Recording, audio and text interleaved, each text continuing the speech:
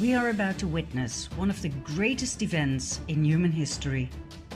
The world as we know it is crumbling before our very eyes, and the majority of the world population is not aware of it.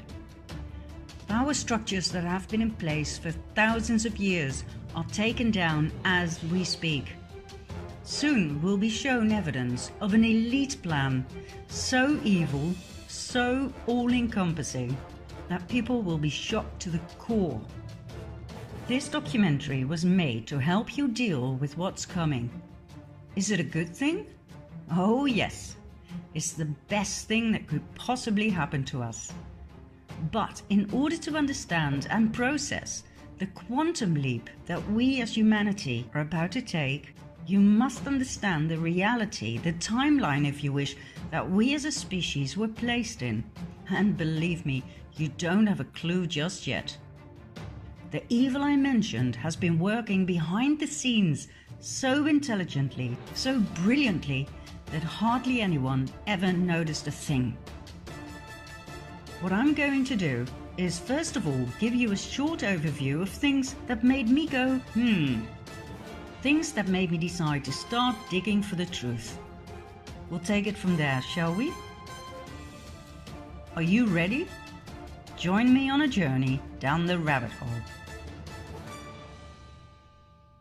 Let's start with the recent forest fires, for instance in California.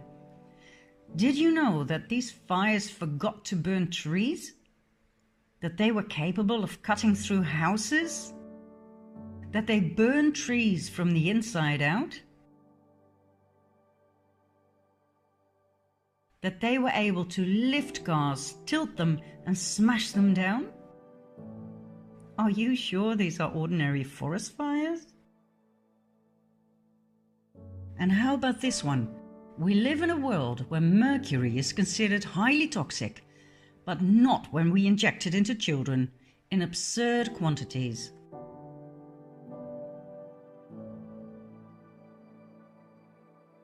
No doubt you've heard about chemtrails. Denied by our governments for a long time, but recently acknowledged and referred to as geoengineering aerosols. They are sprayed into our atmosphere to protect us from global warming. The thing that makes me go however, is the fact that we're sprayed with heavy metals, which are stored in our brains, where they have proven to cause Alzheimer and Parkinson's disease. And did you know that in many countries, among which my own Holland, we have to explicitly say no to organ donation, for if we don't, our organs will be property of the state as soon as we are declared brain dead? The last time it was arranged this way by law was during the Nazi occupation. Did you know that our current Pope is the first to state that hell does not exist, but the devil does? Isn't it weird that the Vatican's audience hall is full of references to reptilians, snakes, serpents?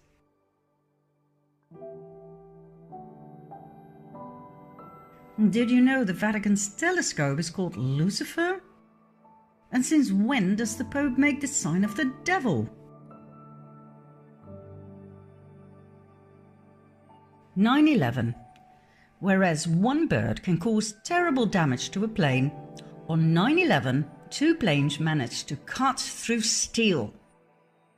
A third plane mysteriously disappeared in a building, and number 4 plunged into the earth without leaving any debris or bodies. The planes were piloted by terrorists who only had a few flying lessons in a small Cessna.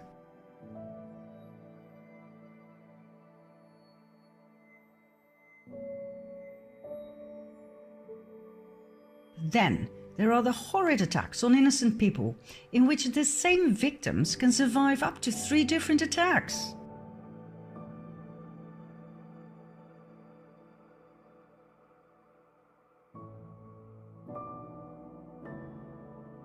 This lucky young man survived being shot in the head. All he needed was a band-aid.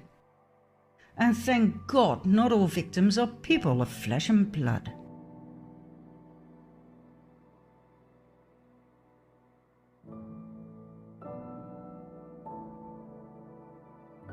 What do you think about this one? Are you a parent? Are you aware of the fact that children cartoons contain subliminal messages of sex and violence? Why? Did you know that fully grown fetuses can be legally aborted in many American states? That advocates of full-term abortion state that unborn babies cannot feel pain? Whereas every doctor knows that the nervous system is the first to develop in fetuses? Is abortion of a fully grown baby not the same as murder? Okay, let's have a look at the migrant caravan. Thousands of people fled their South American homes to look for a better future in the US. The trip covered 2,000 miles in 1.5 months in order to be on time for the American midterm elections as a political statement against President Trump. This means they walked an average of 45 miles a day on flip-flops, barefoot, like this and like this. 45 miles a day? Why do Hollywood celebrities promote the use of facial creams containing the foreskin of baby boys? Do you realize that these foreskins are actually sold? That it's a trade? What's next? Drinking baby blood? Now, I'm going to give you 5 more, although I could go on forever. Counting down, number 5. Did you know that diseases such as AIDS, Zika, SARS, and Ebola are actually patented? Do you know when something is patented? When it's man-made. Man-made diseases, are you kidding me? Number 4. Your cell phone, laptop, tablet, and your TV contain spyware that works 24/7, no matter whether your device is switched on or off.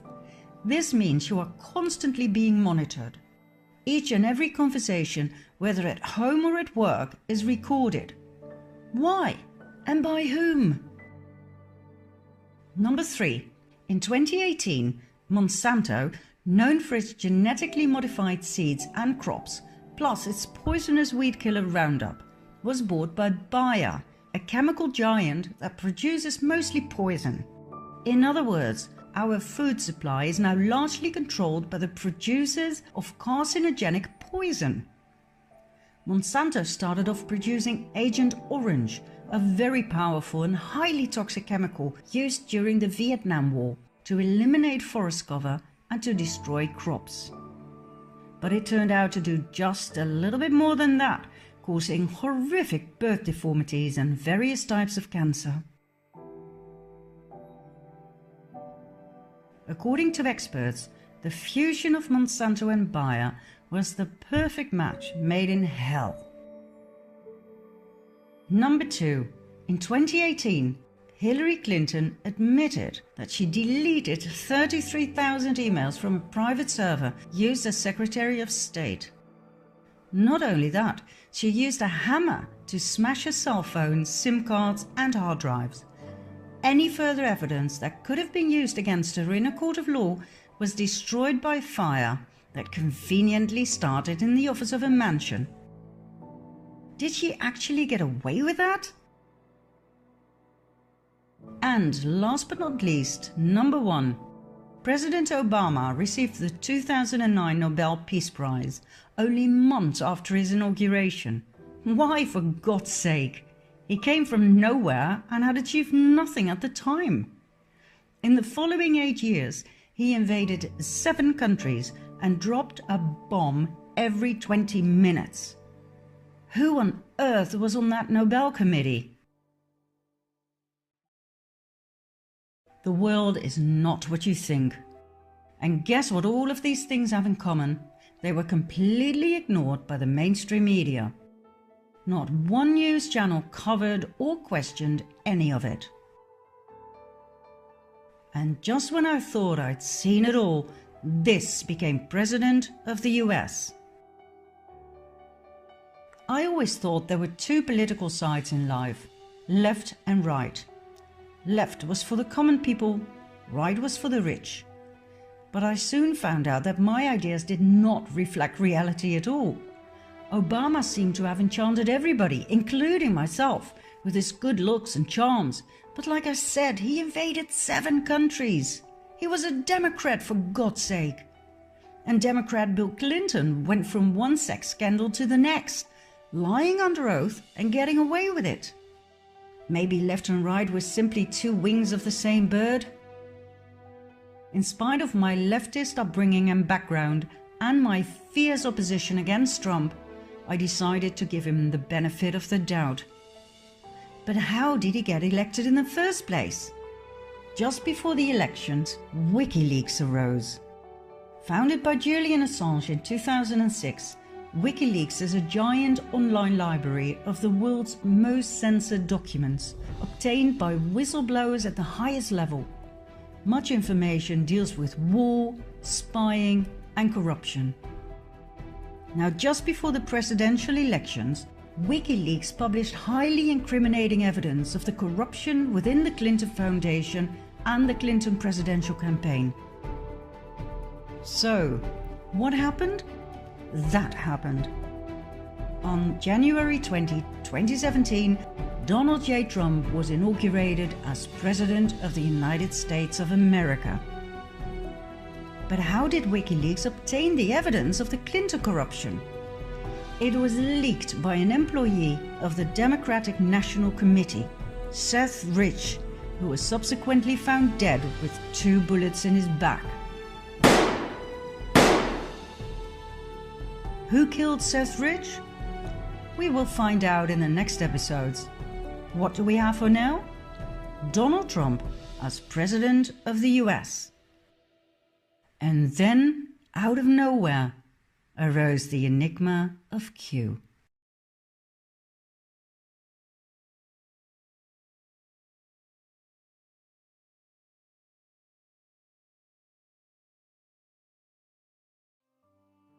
On October 28, 2017, a mysterious post was placed on 4chan, an anonymous internet bulletin board.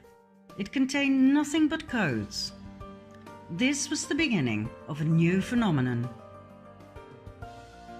The Q posts, soon to be transferred to 8chan due to hacking, became more and more intriguing and popular among the so-called QAnons, anonymous people who are wary of the lies of the mainstream media and who've gone searching for the truth using other news outlets on the internet. I will get into the identity of Q later on in this documentary. Q communicates with the people by means of the Q posts, drops or crumbs that we, the Anons, pick up and decipher. The Q crumbs portray a better world, without wars, treason and corruption. A world after the Great Awakening. Q uses words and short sentences that keep coming back.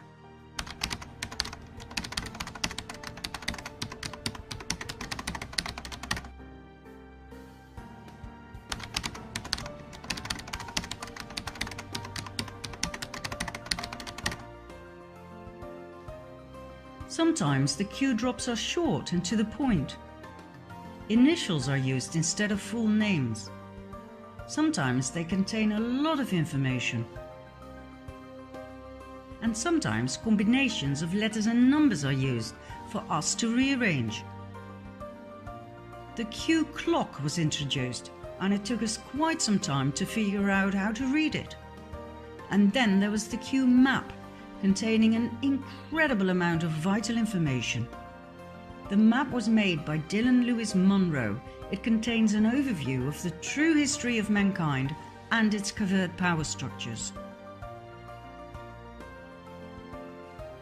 Q is not a cult, as suggested by opponents. After all, it tells us not what to think or what to do. It merely gives us questions, clues and riddles. We need to do the research in order to find the answers, and that is how we discover the truth. Through this research, I've come to find out more about American and global politics than I'd ever dreamed of. I was never really interested in politics, but the Q drops opened my eyes to a whole new world, a world of secret societies, secret services within secret services, and secret deals made on a grand scale. A world with shadow governments, with an excessively rich 1% of the world population that actually runs the world. Not our political leaders, not our presidents, but a very small group that we refer to as the Illuminati or Cabal. I learned about an evil master plan to completely dominate the world. And the ordinary people like you and I, we know nothing. We get up in the morning, we go to work, we pay our bills and our taxes, we watch TV and go to bed, not knowing that there's a battle being fought over our heads for world dominance, a battle between good and evil. This is what Q is pointing out to us, but we the Anons have to do the research, and we do, like nerds, like an army of digital autists, we connect the dots. There is a war going on for world dominance, for the absolute submission of the masses. How is this achieved? By the constant waging of war, by the introduction of the Federal Reserve Bank and central banks, by trafficking drugs, oil, and people. The only two American presidents who tried to break down the power of the elite, beginning with the banks by printing their own interest-free, debt-free money, thus bypassing the Federal Reserve System, were Abraham Lincoln and John F. Kennedy. What else did they have in common? They got murdered.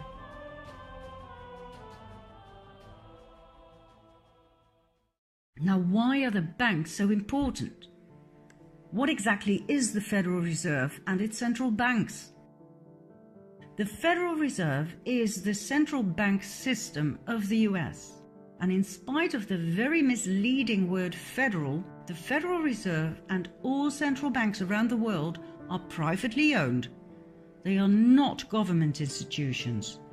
They are owned by some of the most wealthy and influential families in the world, two of which are close to the top of the power pyramid, the Rothschilds and the Rockefellers. The Federal Reserve was set up in 1913 after quite a bit of opposition from the US government and some very wealthy people such as Benjamin Guggenheim, from a very influential mining family, Isidor Straus, head of Macy's department stores and politician, and John Jacob Astor, businessman, inventor, and probably one of the wealthiest men at that time. The wealth of these three men in those days was approximately $500 million, which today would amount to something like 11 billion. These men were so rich they could not be bought, not by any bank. What else did they have in common? Apart from money, power, and opposing the creation of the US Federal Reserve? They all died on April 15, 1912, when the ship they traveled on hit an iceberg and disappeared in the cold ocean. Coincidence? Let's just say the Titanic disaster was highly convenient. The rest of the opposition was easily cornered. The US Congress was bypassed. The Fed was created illegally, unconstitutionally, something not many people are aware of. Let's have a look at the visible top of the power pyramid. There we have the Rothschild family. In short, this family owns most of the world. They own each and every central bank. They own the Federal Reserve. They control the International Monetary Fund. They control the World Health Organization. They financed both parties of every war since the war against Napoleon. They financed the Bolshevik Revolution. They financed Hitler and the Nazis.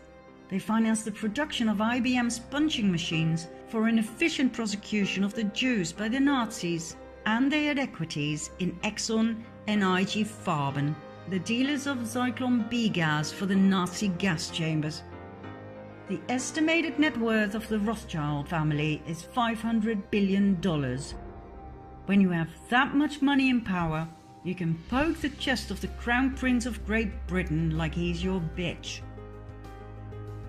And when you oppose their power and try to stop them from taking over your banking system by setting up a central bank in your country that loans money to you at insane interest rates that you can never pay back, so that your country becomes the eternal slave to the Rothschild banking system, as happened to every country around the world, you are either ousted or killed. Your country will be invaded and blown to smithereens in the name of democracy, supported by the mainstream media that portrays you as a dictator. The same applies to those who refuse to accept the almighty US petrodollar. Oh, and there's much more, but we'll leave that for another time. The Rothschilds are not the only ones dominating the world. They are just part of the 1%, the elite. Another family of great influence are the Rockefellers. They made their initial fortune through oil. That fortune led to massive industrial influence in American politics, the banking system, and the pharmaceutical industry. They founded schools and universities, leaving a huge imprint on what should and should not be taught to our children and students. The Rockefellers further expanded their tentacles of power into the medical world and into hospitals.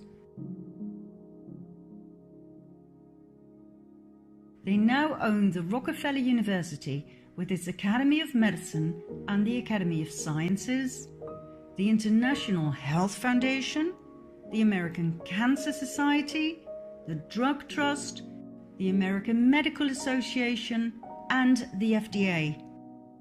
Everything was in the hands of the Rockefellers.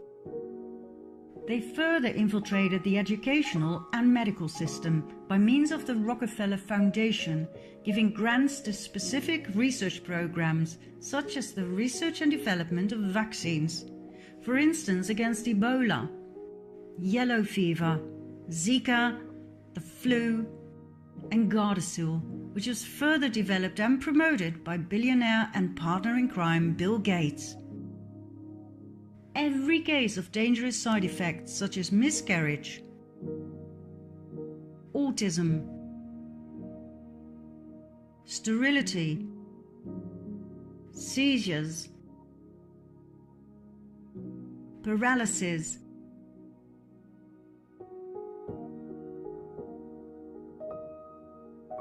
and death was brought before the FDA and cleared.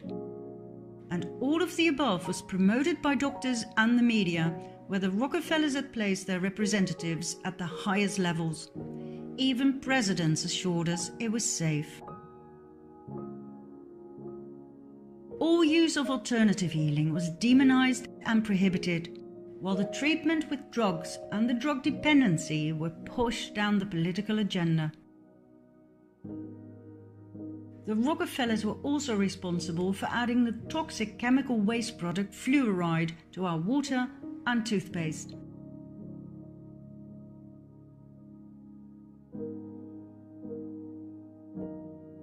And as usual, the media spread lies about its healing qualities. No doctor or dentist ever tested its efficacy. They simply told their patients what they'd been taught at the Rockefeller institutions.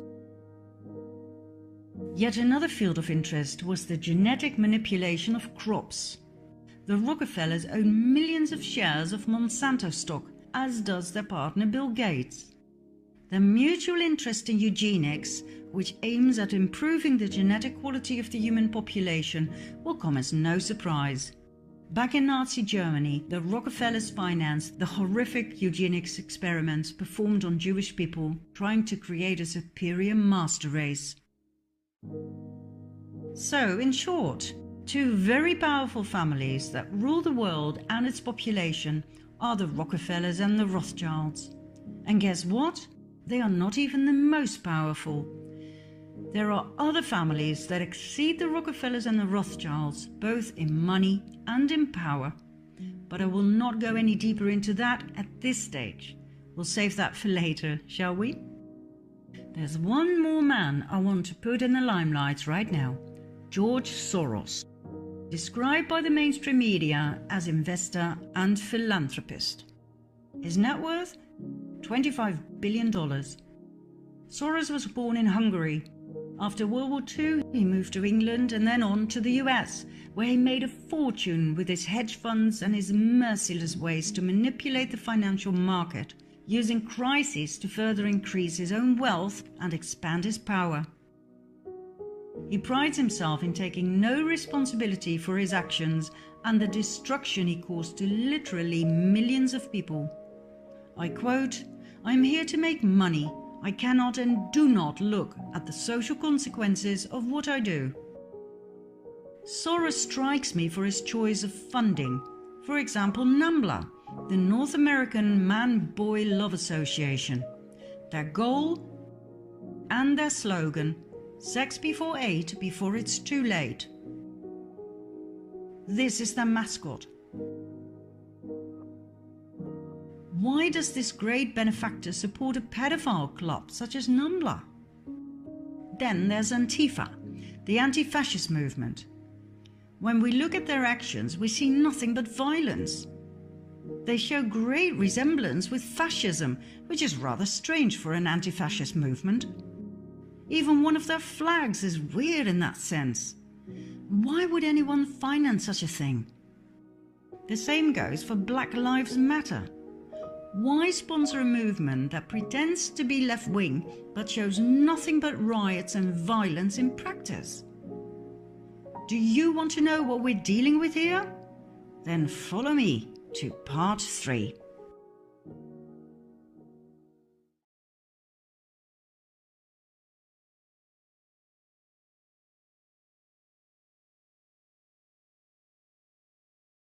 The migrant caravan that headed to the southern border of the US in April 2018 was covered by the media big time.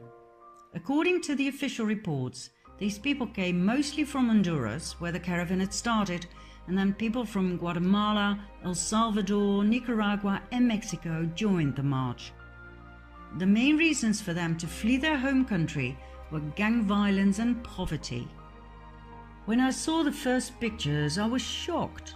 But then I realized there were just too many images of women and children, which is always a sign of media manipulation and a hidden political agenda. Always. Critical thinkers like the QAnons studied the pictures closely. Too many things did not add up. Like I said in part 1, these people had to walk for 45 miles a day, each and every day for 1.5 months. But these people don't look exhausted. They're not dirty or sweaty. I mean, look at them. Their clothes are clean. Clean babies. Clean pants. They wear labels. They are well fed. These people aren't refugees. They're not poor. I traveled through Mexico, Guatemala and Honduras and I saw poverty. Believe me, these people are not poor. 45 miles a day on flip-flops? Are you kidding me? Or even barefoot? Come on, where are the blisters? And why aren't they carrying what is needed for a journey like that? Blankets, food, water. Where are the spare diapers? Some people do have small backpacks, but they appear to be brand new. So, what did happen? First of all, buses and vans were deployed to transport all of these people from Honduras to the US border.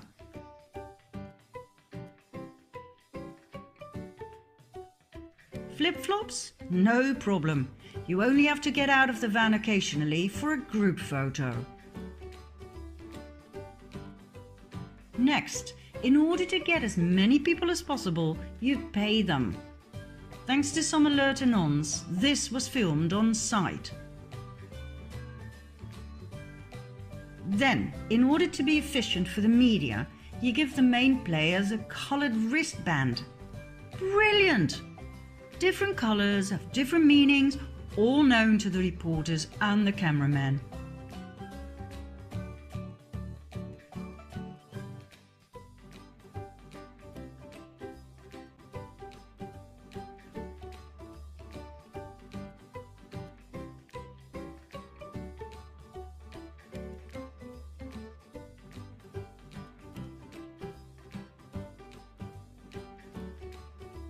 Some people overact.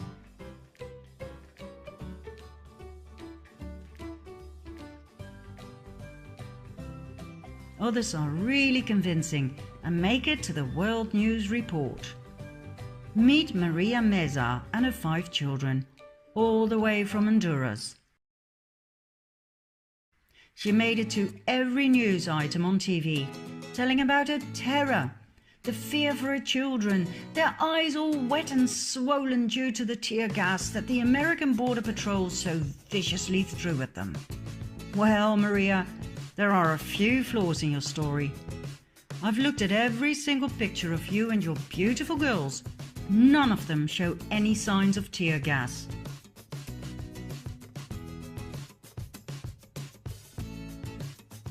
This picture clearly shows that you are the only ones in action. The cameraman shoots away, completely unhindered by the gas, and there is no panic. Let's have a closer look at this picture.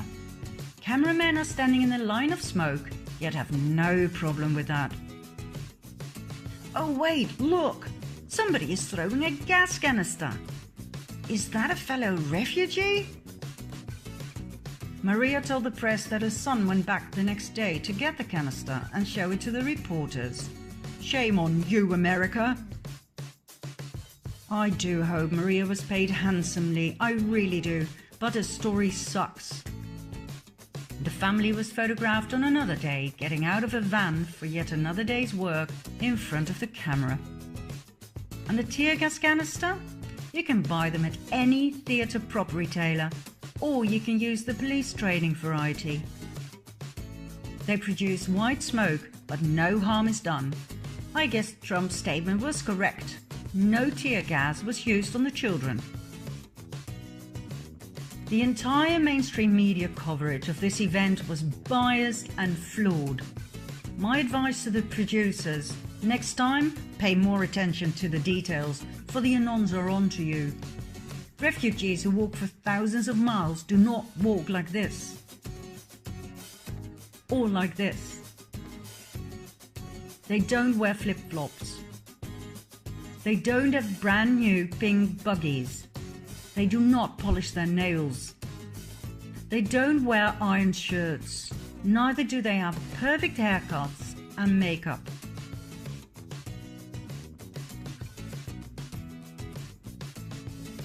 When they say they flee their country because they're so poor they can't even buy food, don't show them with digital cameras and iPhones. Refugees who walk for thousands of miles are not clean.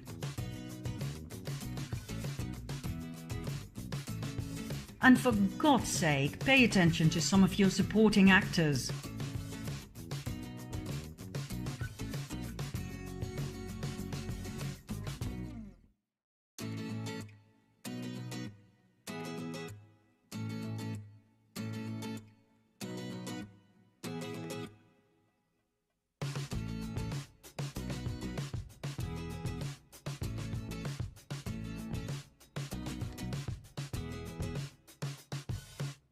And when you Photoshop someone into a picture, make sure you don't forget his leg. Oh, and make up your mind, will you? Do you want the shirt on or off? And what's with the Disney obsession?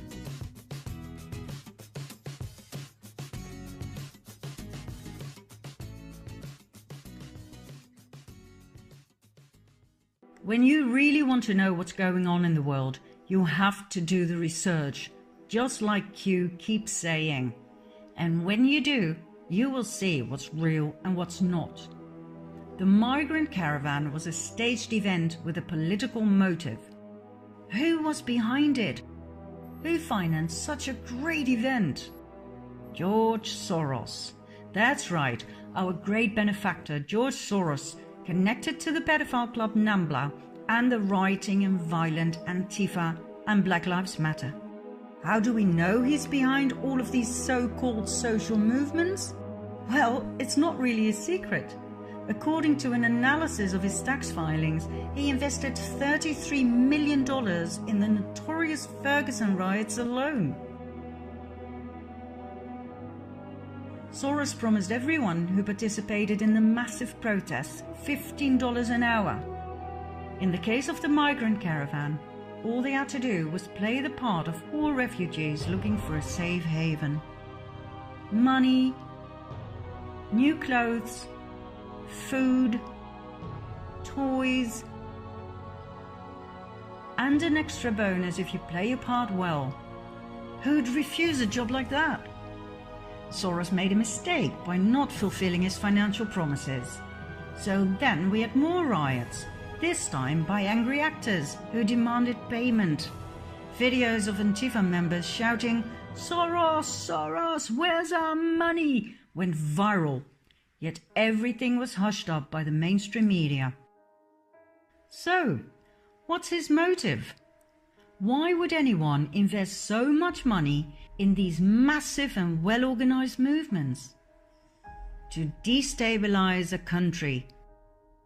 To create division.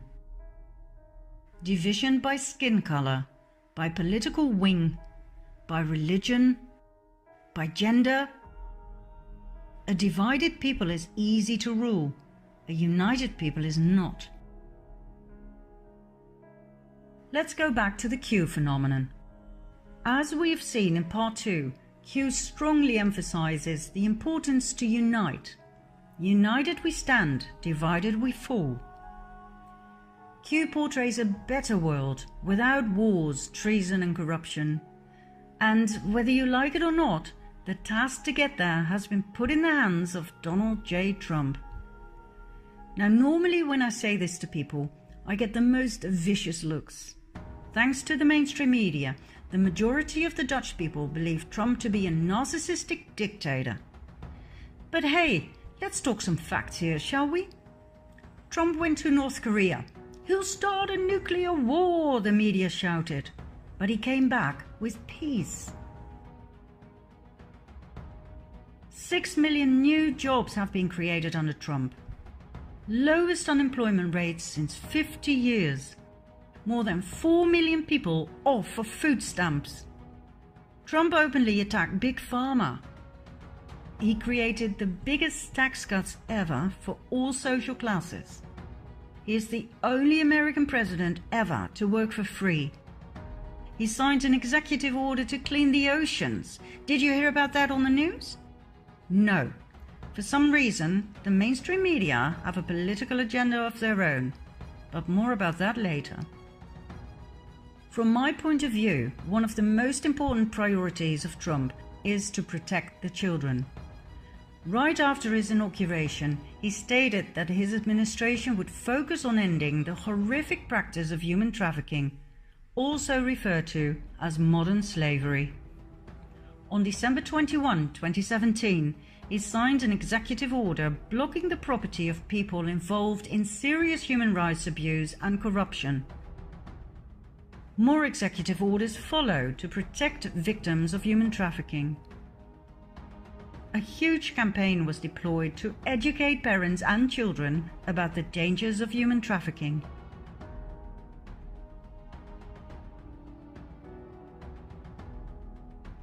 Throughout 2018 and 19, many arrests took place. Thousands of child molesters were arrested. Thousands of victims were rescued. Trump keeps emphasizing that most victims are smuggled into the country through the southern border. He shows numbers, statistics.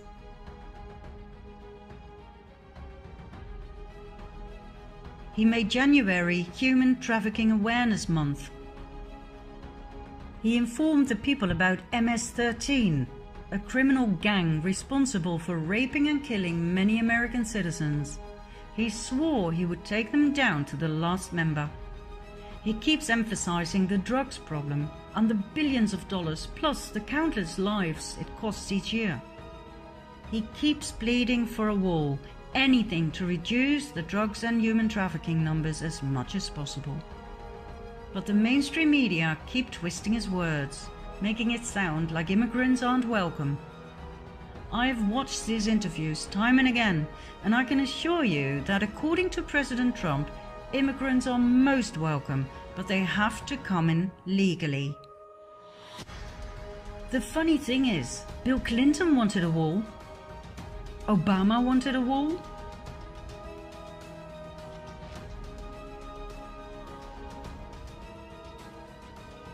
Hillary wanted a wall. They all voted for a wall when they were still in the Senate. I'm talking about the 2006 Secure Fence Act, passed by a Republican Congress and signed by President George W. Bush.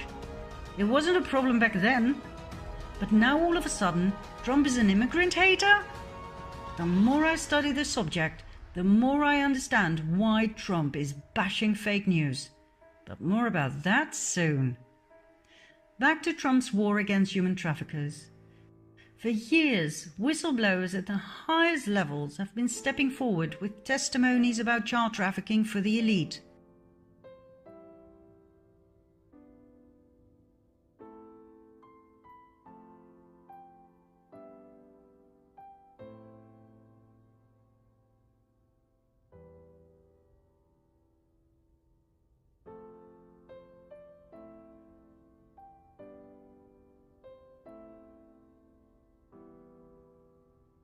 This is nothing new.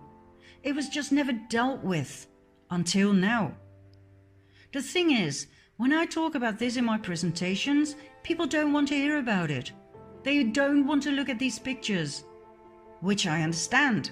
I would rather look away as well. But that reminds me of the famous one-liner of the Germans right after World War II, after being confronted with the painful question, how could you let the Nazi atrocities happen? Why didn't you do something? The answer was always, wir haben's nicht gewusst. We didn't know. Of course they knew. It was just too painful and too dangerous to acknowledge it and to do something about it. Well, I will not look away any longer. These kids are not helped by our denial, they are helped by our action. So for God's sake, keep watching. We are the only hope they have left. Child trafficking for the elite. That is bigger than pedophilia. We are talking about a huge criminal organization kidnapping children and selling them to high-ranking officials from mayors, judges, and senators to presidents and even royalty. Do you think this is far-fetched? Do you think it's just a conspiracy theory? Get ready for some conspiracy facts in part 4.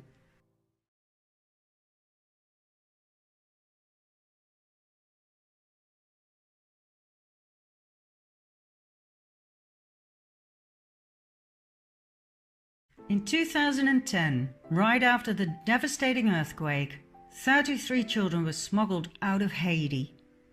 The woman who was arrested, Laura Gaylor Silsby, said they were orphans who were about to be adopted in the US. Upon investigation, however, it turned out most of these children were not orphans. They were later reunited with their parents. Furthermore, there were no adoption papers to be found. These kids had simply been abducted, stolen from their parents. Who exactly is this Laura Gaylor Silsby? First of all, she was on the board of directors of Alert Sense, the company that provides the technology for Amber Alert. Amber Alert is the broadcast emergency response to recover abducted children. Isn't that an interesting paradox? A convicted child trafficker? Yes, she was found guilty and convicted. Connected to Amber Alert, set up to rescue children? Secondly, this lady is the founder of the Baptist organization New Life Children's Refuge, an orphan rescue mission for Haiti. Sounds to me like she had a ways to smuggle children out of the country real easy. Nice cover. Last but not least, she's a close friend of the Clintons, who immediately paid for a lawyer, Jorge Puello, who himself is a convicted pedophile. He was arrested and convicted for leading an international human trafficking ring involving women and children. All of this came out into the open thanks to WikiLeaks that published the secret emails between the Clintons and Laura Gaylor Silsby. Let's continue with Haiti some more before moving on, shall we? Haiti was put in the limelight once again with the Oxfam scandal. Oxfam, known for its shops throughout the world for empowering women and for fighting poverty, was banned from Haiti following the 2010 earthquake. There were orgies with prostitutes, some of which were underage, in other words, with children. Leaked emails further confirm that $3 million were diverted from Haitian relief funds via the Clinton Foundation to pay for Chelsea's extravagant 2010 wedding. When Trump called Haiti a shithole, the whole world went mad. But he was right. What he referred to was what the so-called non-profit organizations had turned the island into after the earthquake. The Red Cross collected $500 million for Haiti, and all it did was build 6 houses. The Clinton Foundation ruthlessly misappropriated the earthquake donations from international donors and got away with it. Klaus Eberwein, a former government official of Haiti, due to testify about the Clinton corruption, was found dead with a bullet in his head only days before the trial on July 12, 2017. Monica Peterson, the young social anthropologist who went to Haiti to investigate human trafficking on the island and who tweeted some critical thoughts about the Clinton Foundation, was found dead by hanging shortly after, in November 2016. Her death was ruled suicide. And when surgeon Dr. Dean Lorek openly vented his disgust about the corruption by the Clinton Foundation that he himself witnessed while trying to save lives on the island, he too ended up dead. In December 2017, he was found on the bathroom floor of his apartment in New York with a knife in his chest. His death too was ruled suicide. But hey, let's not dwell on the many suicides surrounding the Clintons. Let's go back to one of Q's often repeated sentences. Symbolism will be their downfall. In 2007, the FBI released a bulletin with symbols used by pedophiles to identify their sexual preferences and to communicate where to find both each other and their prey. The blue triangles identify boy lovers, the pink hearts are for girl lovers, and the butterfly is for child lovers in general. These pedophile logos will indeed be their downfall. They are in plain sight, for they never thought people would wake up and see. And just like we saw with Amber Alert, it's the organizations that claim to protect children that actually use pedophile logos. For instance, the International Adoption Clinic. New Star Kafala, a Muslim adoption and child advocacy agency. This is the logo for their HOPE program, helping orphans progress emotionally. Then there's the Pacific Crest Trail Association. It changed its logo in July 2017 after the pedophile connection in the capital A was discovered by the public. Now, I'm not saying these organizations are proven pedophile dens. I'm merely pointing out the interesting choice of logo, which of course could be totally based on coincidence. This logo eerily resembles the boy lover symbol. It was used by the Pierre Elliott Trudeau Foundation, set up by the Canadian Prime Minister Justin Trudeau in honor of his father. This logo was on the 2015-16 annual report. Then there's Alpida, a Canadian refuge charity. Alpida was founded by the Radcliffe Foundation, set up and owned by Frank Giustra. Now, apart from the interesting choice of logo, There are a few things about Mr. Giustra that fascinate me. First of all, he's a major sponsor to the Clinton Foundation. We're talking $100 million and more. He loved going to Haiti with the Clintons. And he founded the Boys Club Network for boys between 12 and 18 seeking connection and mentorship. His co-founder is Jim Crescenzo, a teacher from Vancouver who received an Excellence Award from none other than Justin Trudeau.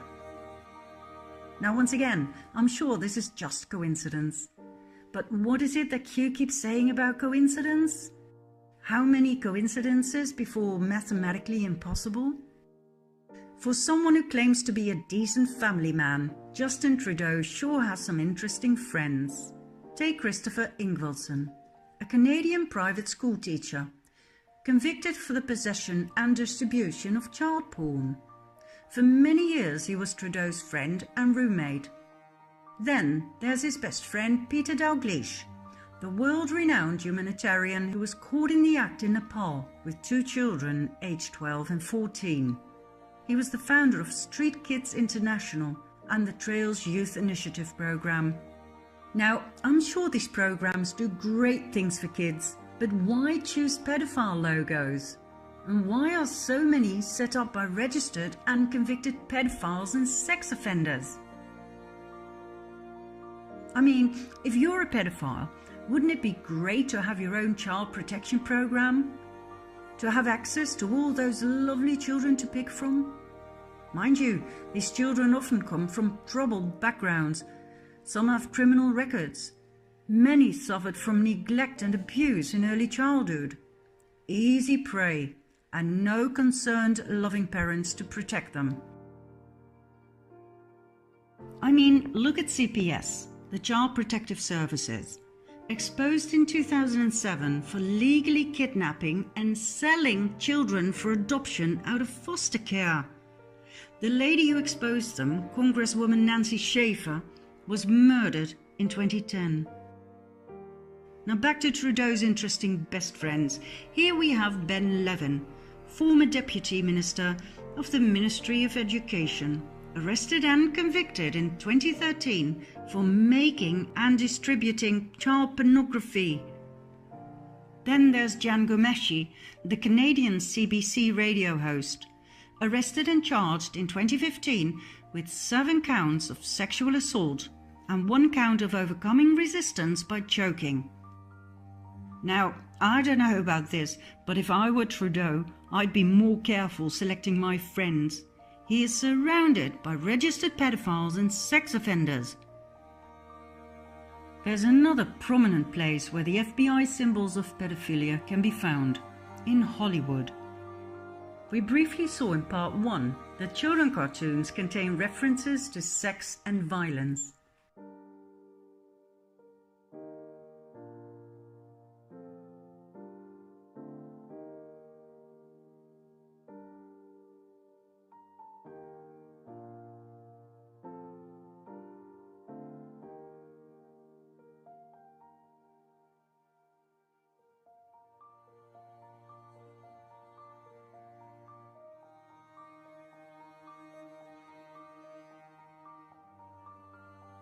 Doesn't that make you wonder who Walt Disney really was?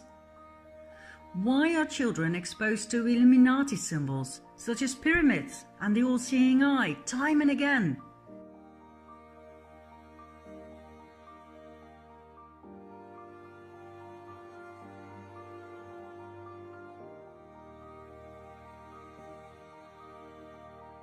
And why are pedophile logos used for candy and ice cream? Yet another thing that attracts children. The more I dived into this topic, the more I realized to what extent this had actually drenched our society. Top directors such as James Gunn, who openly and proudly tweet about being a pedophile. I guess this is normal in Hollywood?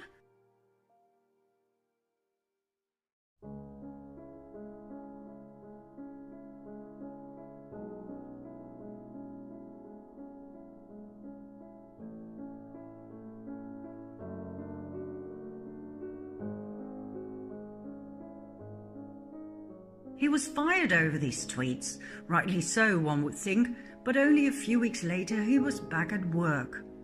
Out through the front door, back in through the back door. Nickelodeon's producer Dan Snyder lost his job because he couldn't keep his hands off of young girls.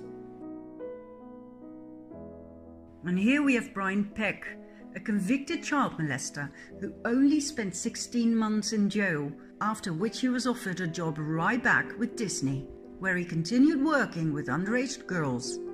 Once again, out through the front door, back in through the back door. Jason James Murphy kidnapped and sexually assaulted an 8-year-old boy in 1996.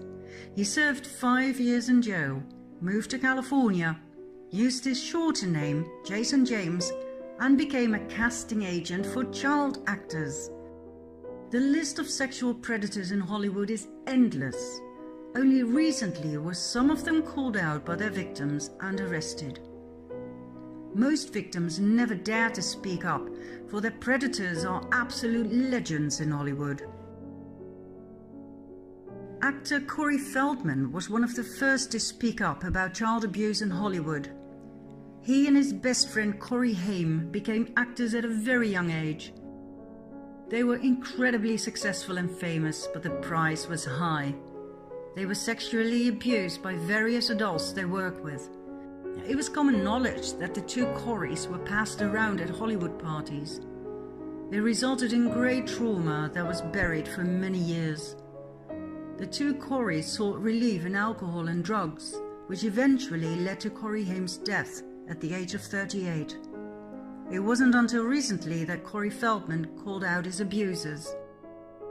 Elijah Wood, who became world famous for his part as Frodo in The Lord of the Rings, supported Corey Feldman's statements about Hollywood as a pedophile den. Elijah was protected by his mother, who wouldn't let him visit any of the parties where a lot of the abuse took place. World-renowned actors such as Robert Downey Jr. and Brad Pitt also stepped forward to support all of these statements.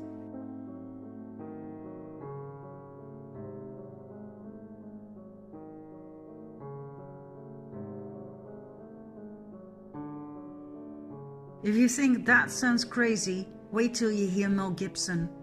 The world-famous megastar, both as actor and producer, was blacklisted by Hollywood for stating that Hollywood is a den of parasites who feast on the blood of kids. He took it a whole lot further. Read for yourself.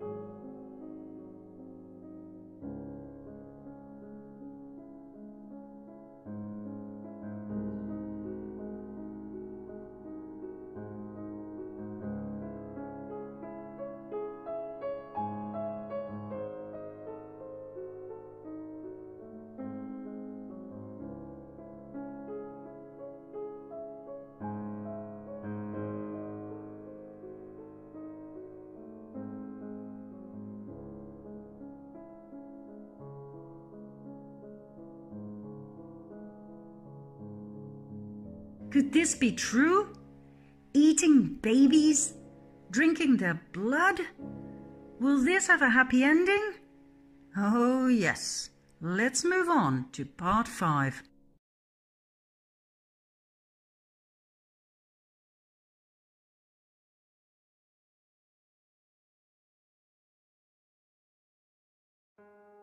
In part 1, we briefly looked at the sexualization of children and the normalization of pedophilia in our society.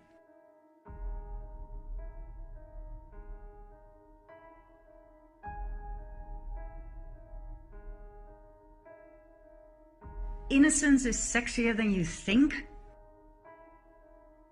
And what about this clothing store called Sweet and Sexy Kids? What the hell is sexy about kids?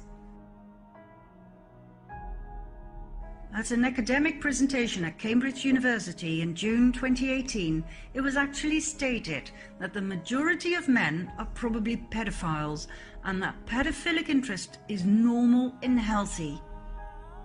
The New York Times declared pedophilia not a crime but a disorder.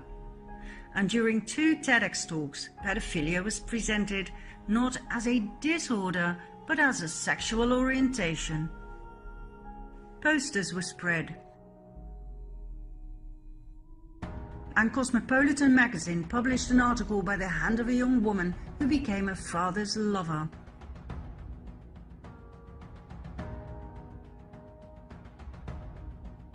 Now, of course, in order to make all of this legal, the age of consent had to go down, so that having sex with a child would no longer be a crime. No problem. Judges and politicians at the highest level did their utmost best to take care of that.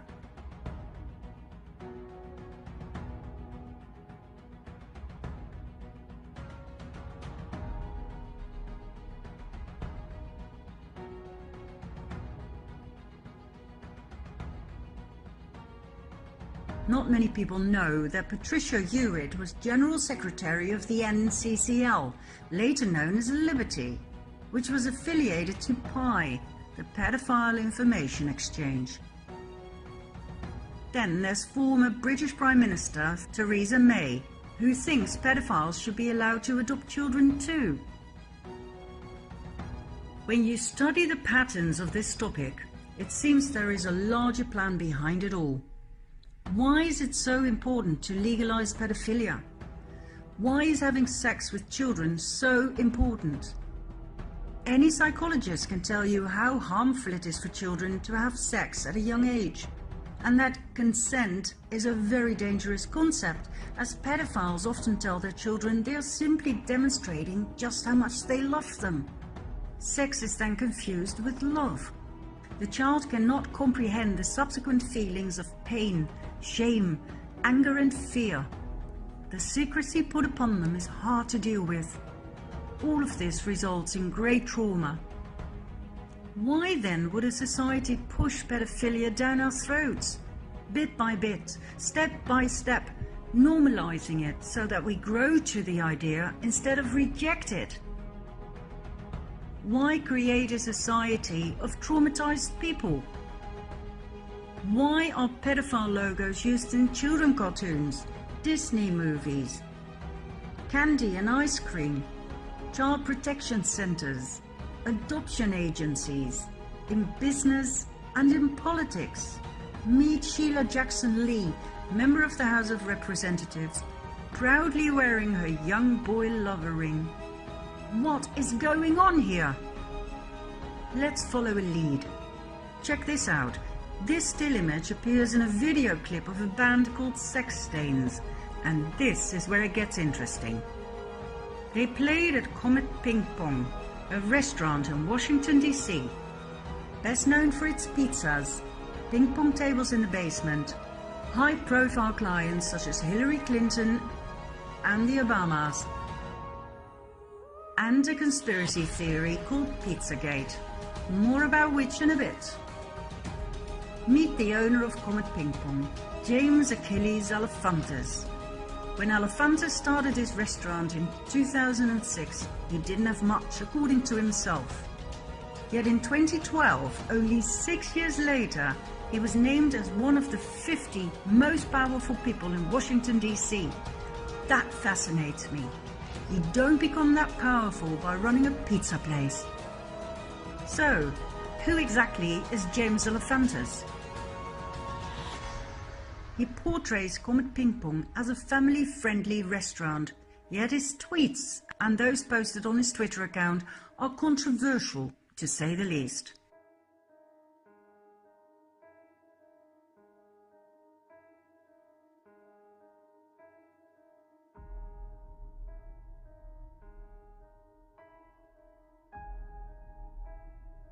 It's clear that Alefantis loves art.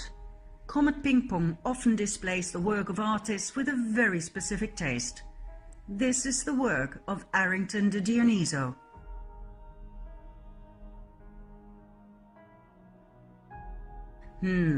Not a big Trump fan, huh? Why is this on the walls of a child-friendly pizza place? Alefantis loves a good party.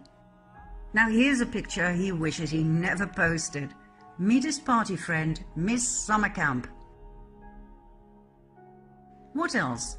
He had a love affair with David Brock, political consultant and founder of Media Matters for America, a progressive research and information center dedicated to comprehensively monitor, analyze, and correct conservative misinformation in the US media. In other words, an organization for censorship. Brock's Media Matters received $1 million from none other than George Soros back in 2010. Brock also founded Correct the Record with the sole purpose of censoring all negative reports on Hillary Clinton on social media. Censorship once again. So, James Alefantis is definitely a lead we must follow. What else do we know about him? He is best friends with the political top of the US. He is closely connected to the Podesta brothers, John and Tony Podesta. John Podesta is quite a hotshot in American politics. He was White House Chief of Staff to President Clinton, Counselor to President Obama, and Chairman of the 2016 Hillary Clinton presidential campaign. Tony Podesta is a political lobbyist and art supporter. He and his ex-wife Heather collect the work of, for instance, the Dutch artist Margie Geerlings.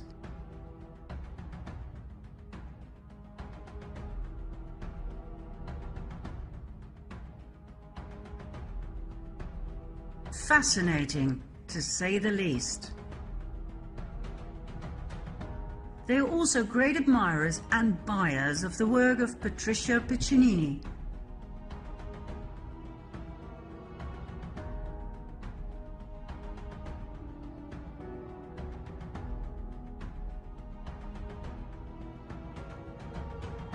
And what about the work of Biljana Đurđević that actually adorns the Podesta's living room?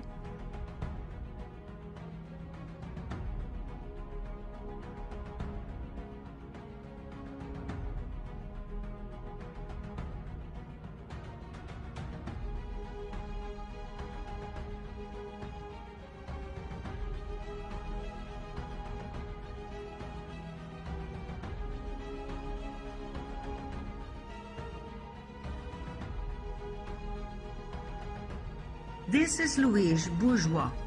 Her work is prominently present in Tony Podesta's mansion. This piece is called Arch of Hysteria. It greatly resembles the work of Jeffrey Dahmer, a serial killer who liked to dismember his victims and leave them in a somewhat awkward position.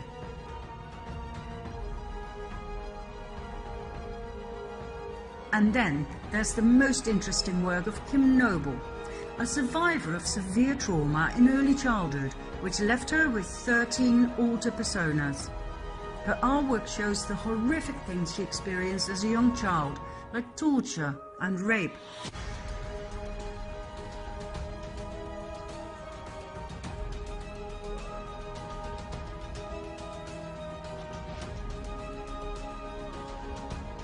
Her work was exhibited in Comet Ping Pong, our child-friendly pizza place.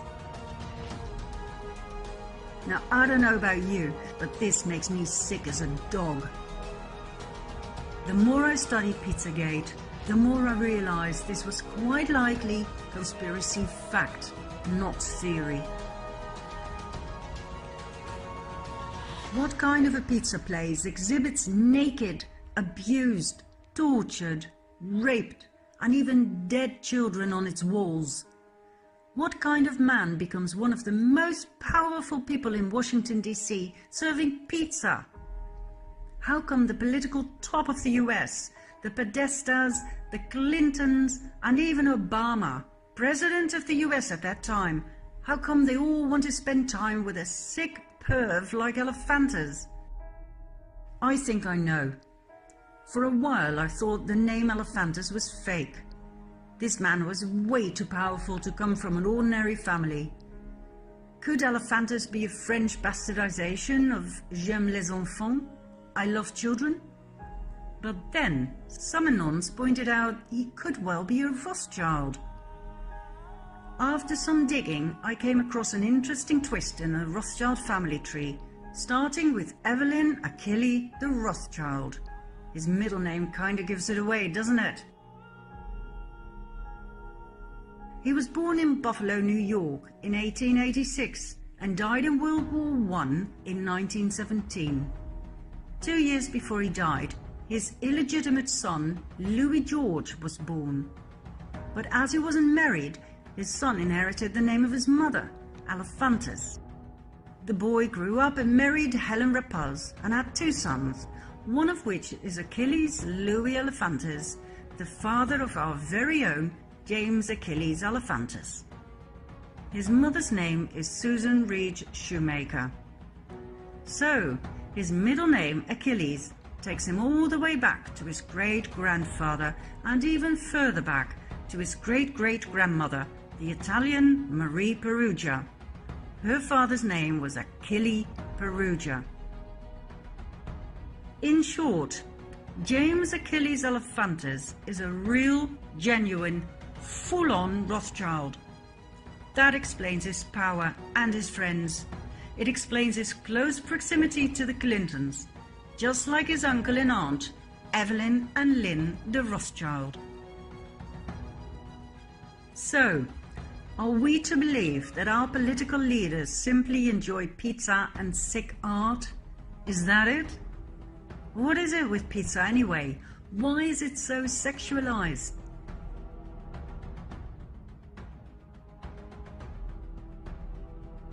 What's with the Besta Pizza pedophile logo, which by the way was quickly changed the moment Pizzagate became an item?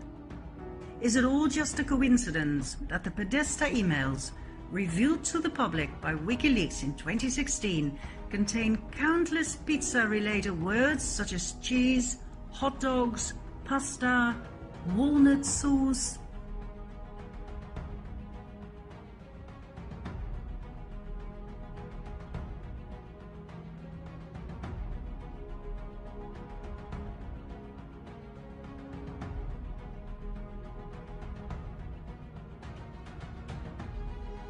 When you actually know what those words mean, which is common knowledge in the sex industry, these emails suddenly become shocking.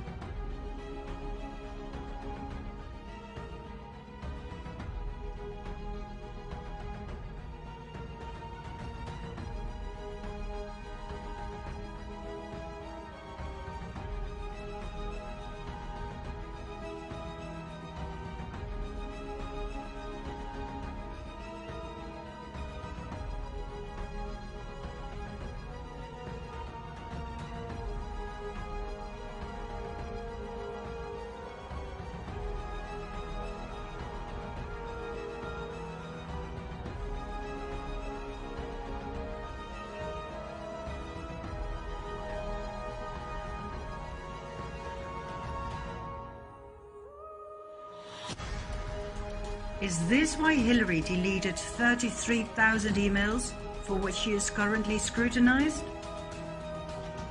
Does that explain what Obama meant when he ordered $65,000 worth of hot dogs and pizza flown in from Chicago to the White House in the middle of the night for a private party?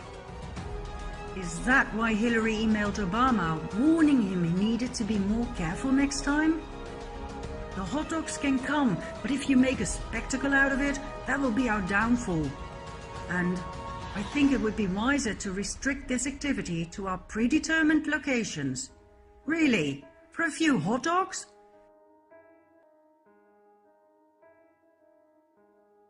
Isn't it weird that these security camera pictures of children lying on ping pong tables in the basement of Comet Ping Pong are shown on the walls upstairs? Who the hell was watching them? And why does their website have a super secured backdoor to a secret division where you can order pizza pictures for absurd prices? This screenshot was made public by a hacker. It's in low resolution, so I will read out loud what it says at the bottom. This month we have 5 fresh pizzas for your enjoyment. We also have 4 surviving pizzas from last month's session. All are on sale at an extremely low price, as they are in poor health and not expected to survive. So a requirement is that you finish eating your pizza after your session. This month's special includes a 30% discount on severe torture.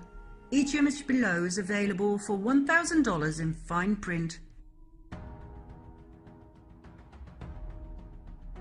Why are they talking about kill rooms, murder, and rinsing it off when you're done? What the hell is going on here? To tell you the truth, at this point in my research, I experienced what we call cognitive dissonance.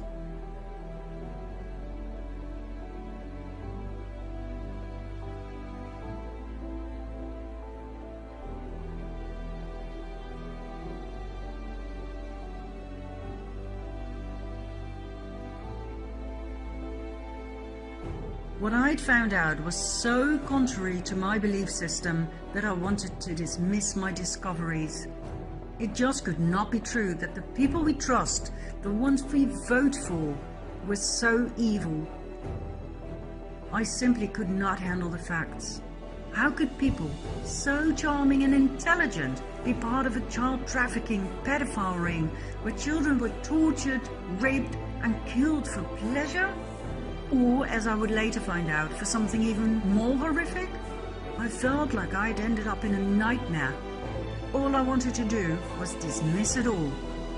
Couldn't it just be all coincidence that the Clintons and the Obamas and Trudeau, beautiful, charming Trudeau, had surrounded themselves with the wrong friends? If their friends are all pedophiles, that doesn't mean they are, right? And maybe they don't even know about their friends' sexual preferences? I mean, I know Bill Clinton's healer, the Brazilian John of God, was recently arrested for keeping sex slaves whom he made pregnant time and again. I know he admitted to selling the babies for thousands of dollars and killing the slave mothers after 10 years of giving birth. I know the main whistleblower in this case suddenly died a suspicious death, but come on! How could Bill Clinton have known? And I know he went to the private island of convicted pedophile Jeffrey Epstein. I know he was on the passenger list 26 times, together with other sex offenders like Kevin Spacey, who was recently arrested for multiple rape accounts, among others with young boys. But that doesn't make Clinton a sex-raging animal, right? I know he was investigated for the rape of a young boy by Jenny Moore, a former police officer who informed the FBI and the Department for Homeland Security, after which he suddenly died in a hotel room. But that doesn't make Bill Clinton a murderer, does it? I decided to do more research. I needed more supporting evidence. I went back to the artwork. I was intrigued by the bathroom or swimming pool or whatever it was. Where was it? When this appeared on 8chan, I knew I was on the right path. Not just me, but thousands of Anons searched for it and found it. It actually existed. Do you want to know where it is? Come with me to part 6.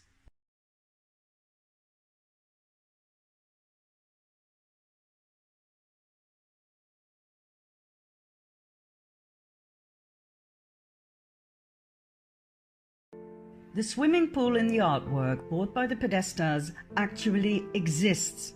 It is the subterranean swimming pool at Biltmore Mansion in Asheville, North Carolina.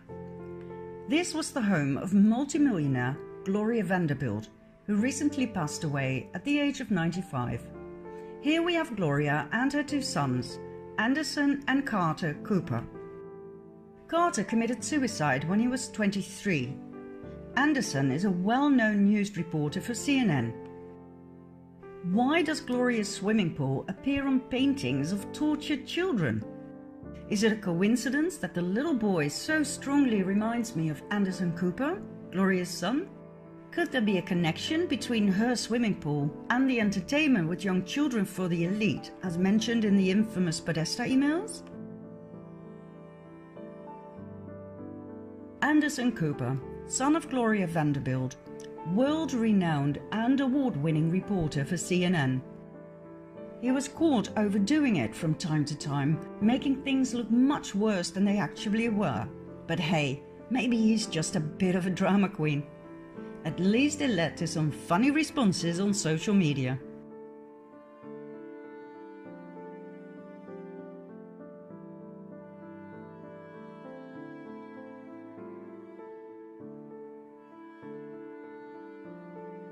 The question remains, is it okay for a media outlet to deliberately broadcast such exaggerations? Is that honest broadcasting? Is it okay to influence the public with headlines such as these? Is it okay for the Dutch news network NOS to show a twisted version of an interview by BBC's John Sweeney asking Putin about the killings in the Ukraine, where the NOS edited the original interview so that Putin seems to walk away, ignoring Sweeney?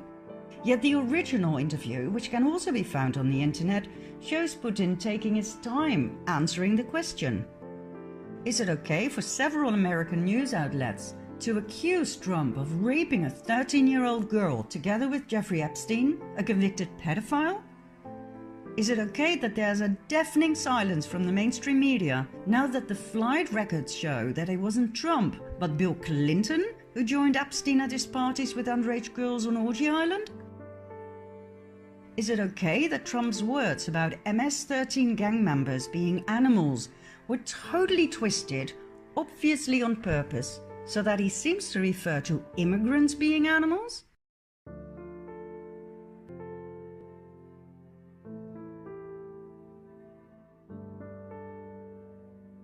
Do you remember the little boy from Syria, sleeping between the graves of his parents? That too was staged and broadcast on purpose as to manipulate the people into yet another war. The boy was paid to lie there. I don't know about you guys, but this is not okay. It's not okay to fake white helmets saving a wounded man right after a bombing, only to have a selfie taken. That's deceit. It's not okay to lie to the public about Syria and the alleged chemical attacks, so that yet another war can be justified. For months we were lied to by the mainstream media. Remember this poor little girl? You probably will, for she was used 3 times for 3 different rescue missions in 3 different months in 2016. I find that shocking. It is not okay to fake attacks on women and children to trigger an emotional response that justifies the invasion of yet another foreign country. I find it horrifying to see the well-designed deceit of Western people who watch and trust the news.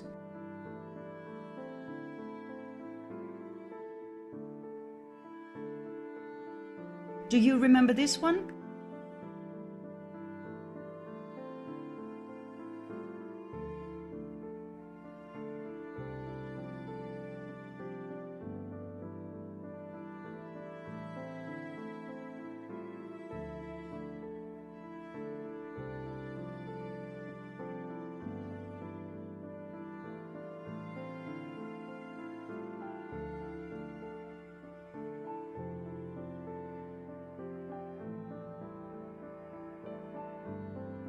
I could go on for hours with examples of fake news, but I think this is enough.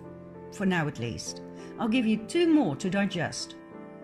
In 2015, during a presidential rally, Trump imitated reporter Serge Govaleski, whom he had caught lying. It concerned an article from 2001, in which Govaleski wrote about people cheering the fall of the Twin Towers.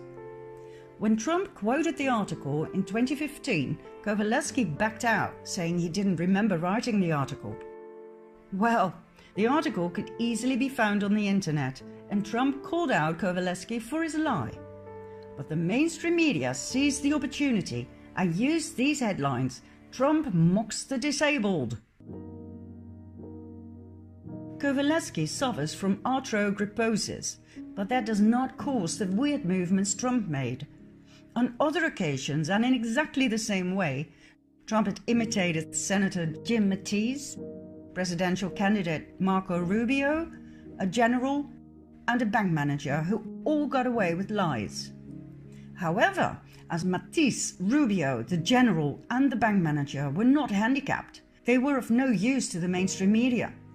Kowalewski's handicap, however, went around the world, convincing everybody that Trump looked down on the disabled. And I must confess, I too fell for it.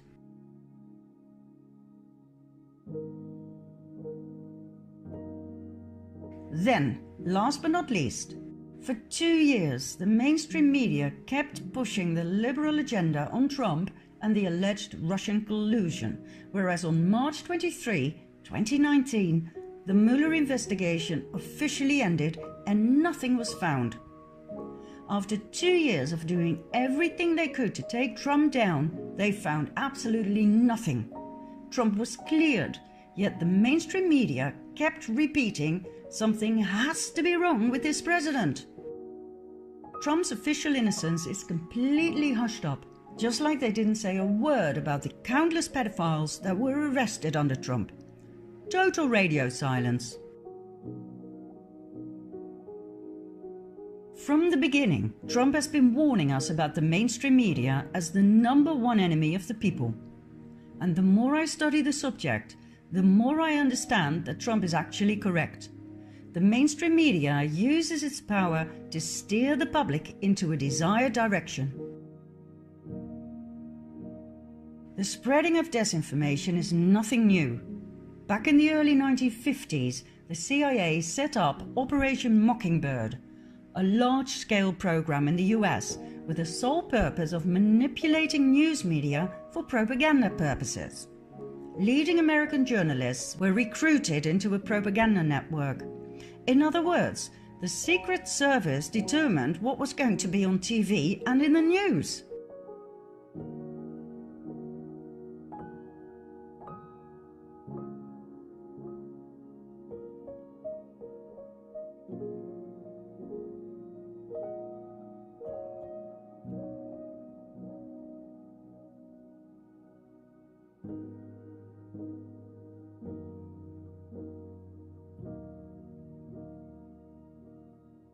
Has anything changed? No, apparently not. German whistleblower Udo Ulfkotte, high-profile journalist for the Frankfurter Allgemeine, stated in front of the camera that he felt deeply ashamed to have consistently lied to the public for over 25 years.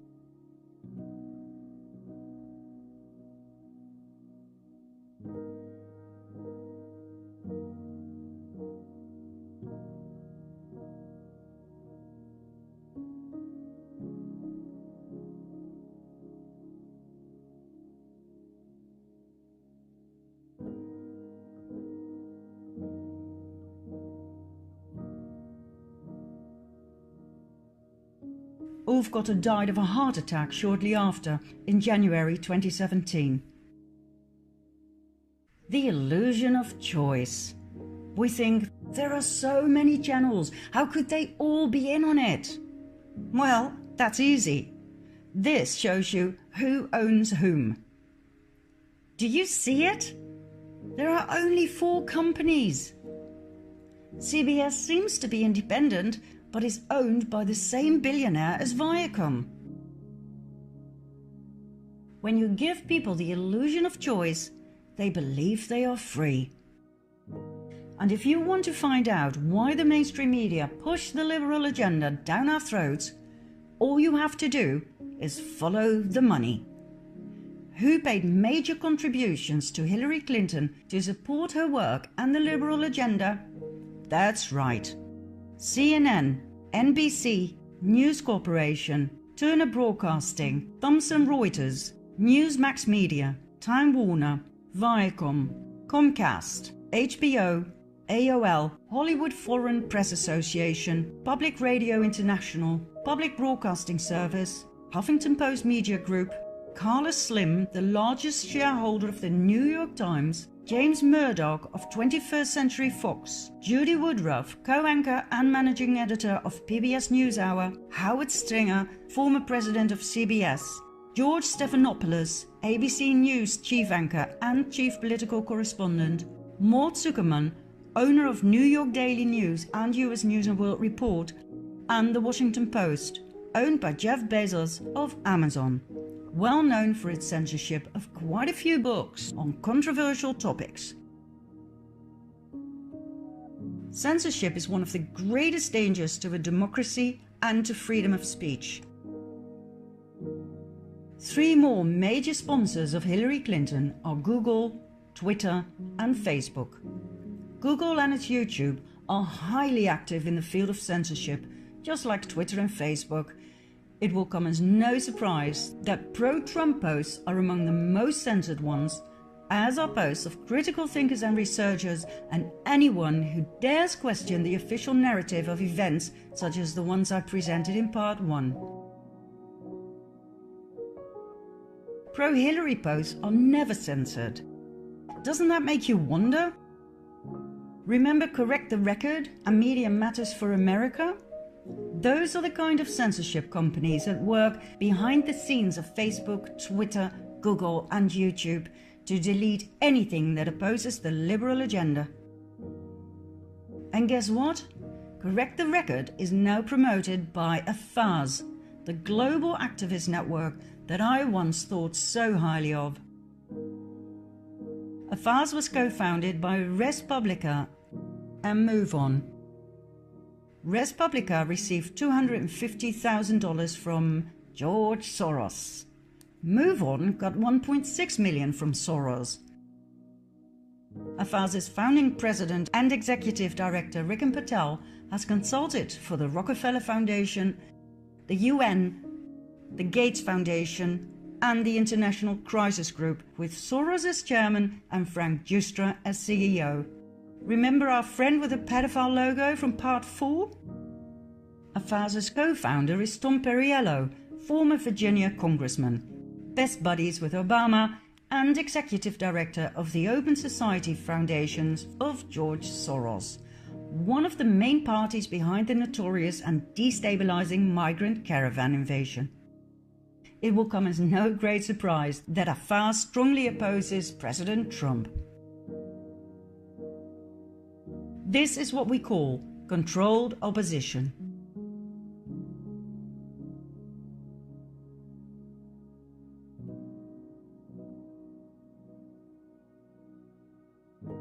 Like I said, censorship is dangerous. The so-called fact-checkers are dangerous. Snopes is one of them. Set up by a couple from San Fernando Valley, David and Barbara Mickelson. The couple fell out. Barbara accused David of spending 98 grand on prostitutes, which is probably true as he divorced Barbara and married call girl and porn star Elisa Young, aka Erin O'Brien, who is now Snopes' administrator. Snopes' only fact-checker is Kim LaCapria, also known as sex and fetish blogger Vice Vixen. That, my friends, is fact-checker Snopes. There are no researchers, no investigators, no lawyers, no documents to support their findings, and they are strongly politically biased. Yet they are generally accepted as fact-checker. I find that most shocking. Do you get the picture? Operation Mockingbird never ended. John Podesta, one of the key suspects in the Pizzagate scandal, got his own column in the Washington Post, writing about politics and policies. How the hell is he supposed to give an objective view of Trump, his worst enemy? John Brennan, head of the CIA till 2017, now serves as senior analyst for NBC News and MSNBC. Anderson Cooper worked for the CIA before he became a news anchor. According to himself, it was only an internship when he was 19, but I wonder How many young men are approached by the CIA for an internship? Anderson did not even have the proper education to be offered a job, yet in no time he became the face of CNN. The secret services still decide what the people are supposed to think and believe.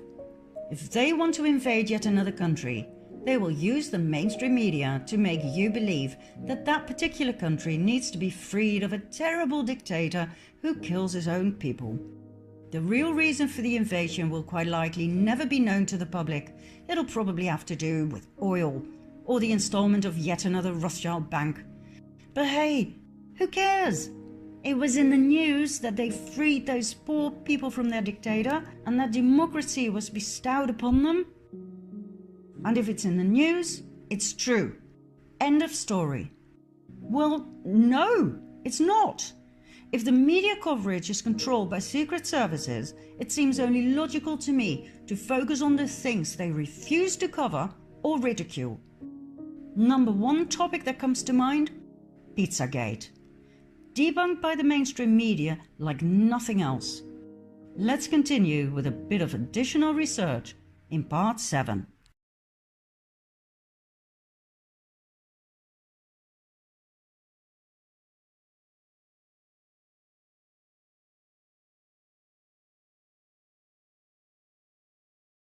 This is Marina Abramovic, a Serbian performance artist who likes to display the limits of the body and the possibilities of the mind.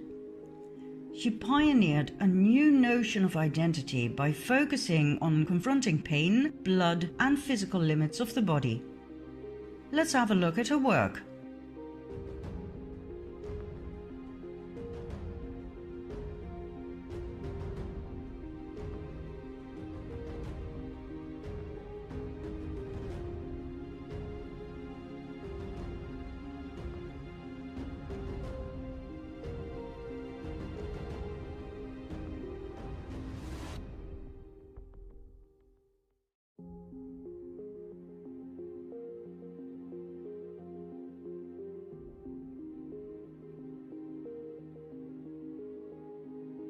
In 1996, Abramovic introduced spirit cooking, a cookbook with essential aphrodisiac recipes, some of which call for the mixture of fresh breast milk and sperm milk.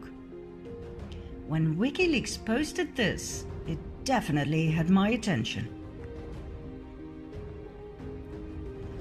Spirit cooking later took on the form of dinner party entertainment for her donors and friends.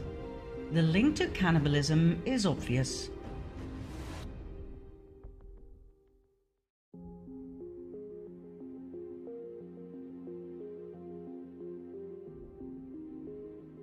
Abramovic furthermore made her appearance in the leaked Podesta emails. Why am I not surprised? I discovered this photo of Abramovic and John of God. Exactly.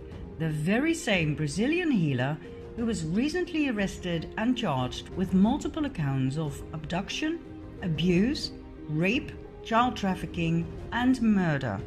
The very same personal healer of Bill Clinton. This picture is particularly interesting for the Dutch viewers. Before Willem-Alexander became King of the Netherlands, his mother Beatrix was on the throne. She frequented Abramovic's performances. On this particular occasion, she wore a brooch that seems to be a pizza slice. Now this may be far-fetched, but let's see. Meet Maxima Zorreguieta, born in Argentina and now married to our king Willem-Alexander van Oranje-Nassau, and daughter of the late Jorge Zorreguieta, who served as cabinet minister during the so-called Dirty War of dictator Jorge Videla. Maxima had 4 sisters and 2 brothers. One of her sisters is Dolores, an artist who came to the Netherlands in 2005 to exhibit her work. The exhibition was called Love Romance. Have a look for yourself.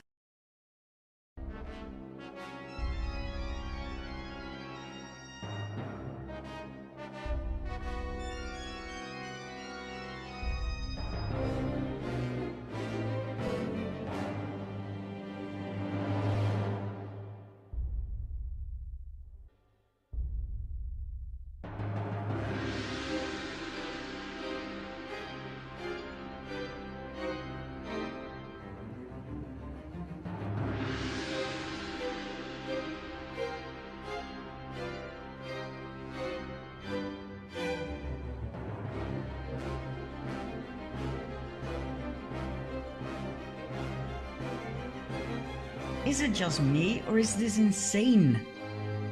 To me, this looks like an outcry for help from a severely traumatized woman.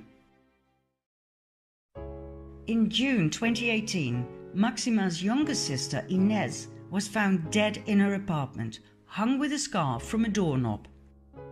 Doorknobs have proven to be lethal for quite a few people lately.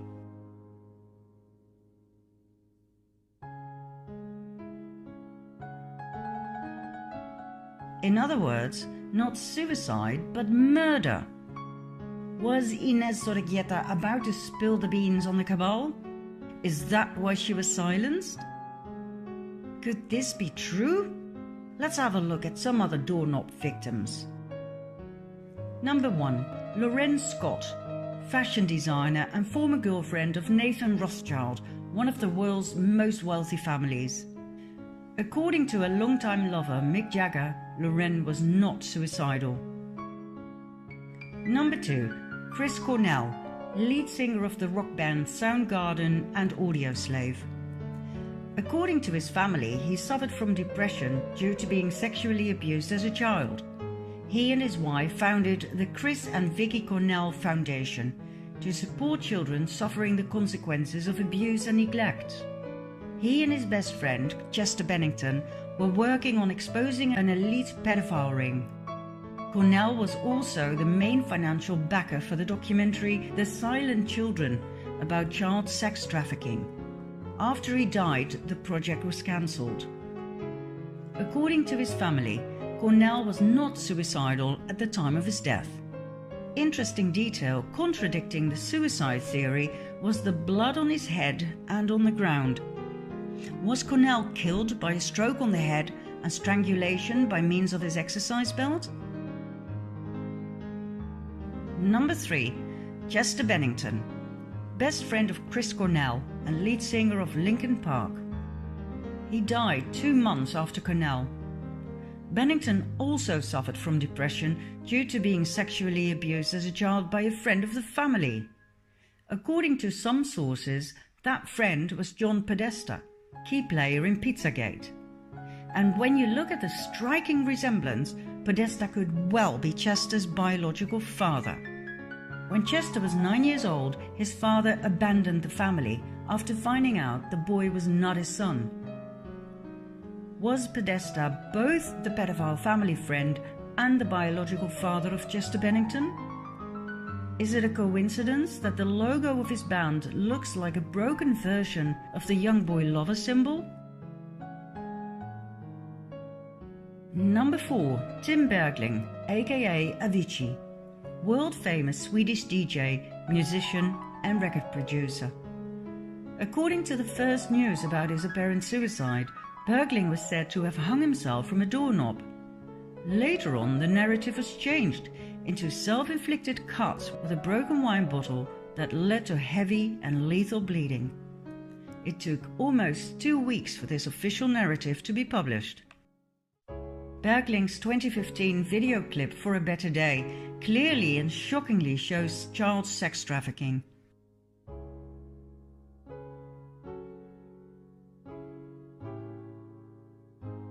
At the end of the video clip, Bergling turns out to play the part of the abused boy, now grown up and ready to take revenge on his abusers.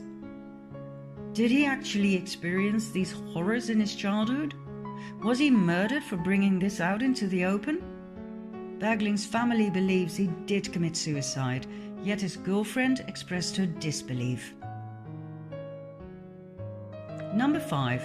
Annabelle Nielsen, ex-wife of Nathan Rothschild, who also lost Lorraine Scott through hanging, remember? According to her family, she died of a stroke, but according to friends, she was found hanging by a scarf from a doorknob. Number 6. Aaron Swartz, computer programmer and activist for internet freedom, for which he founded Demand Progress and Reddit. He died after hacking into MIT and JSTOR. Swartz was arrested and charged with computer fraud. However, 1 week after his alleged suicide, it became apparent that Swartz had leaked the hacked documents to WikiLeaks. One can only speculate as to the contents. Number 7. Kate Spade, American fashion designer. Spade led delegations to Haiti for the No Ceilings initiative of the Clinton Foundation, aimed at the global support of women and girls. Haiti is one of the main places on earth for child trafficking, and we've already seen the involvement of the Clintons in part 4. What did Kate Spade know that led to her death? Why did her husband Andy appear in public 2 days after her death wearing a rat mask? Was Kate about to rat to betray the Clintons? Was Andy Spade forced to wear the mask as a warning to others who just might rat? Number 8. Anthony Bourdain, celebrity chef, TV presenter and author.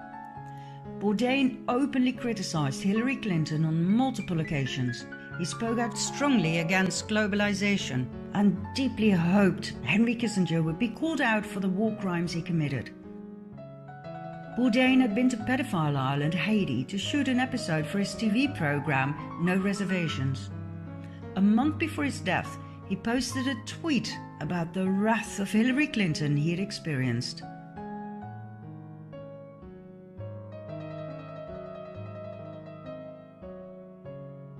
Followed by this one, even more outcalling.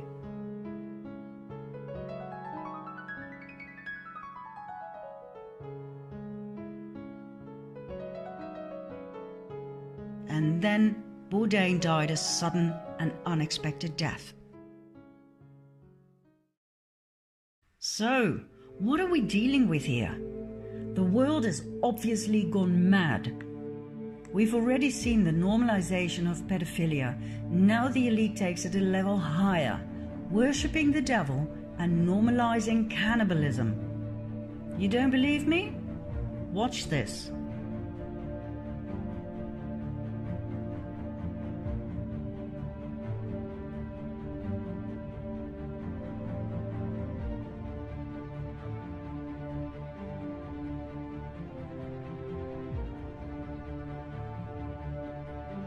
Is this really the sign of the devil? Oh yes. Meet Anton LaVey, founder of the Church of Satan, giving the exact same sign. The same Church of Satan Chelsea Clinton is so fond of. The upside-down pentagram containing the horned one, plus the upside-down cross, it's all there.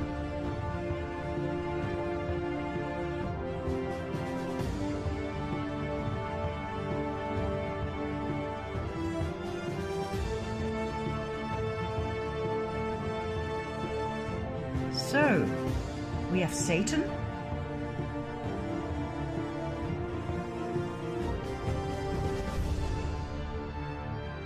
we have blood,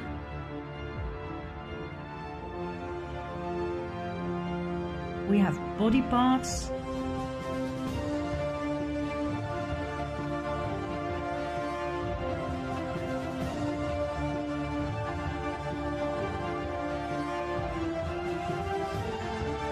we have cannibalism.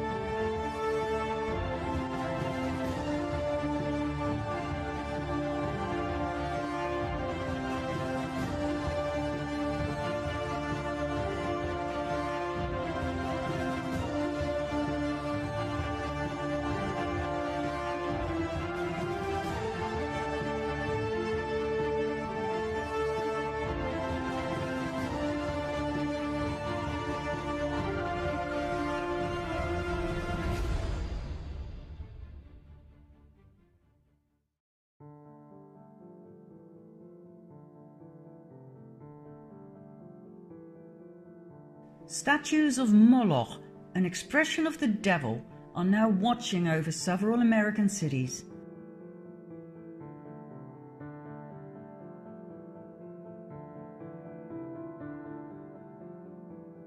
And only recently a new one was placed in Rome.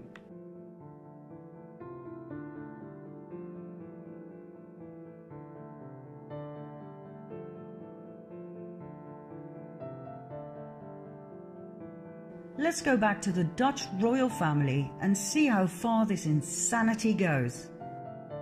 You've already met King Willem-Alexander and his beautiful Argentinian wife Maxima.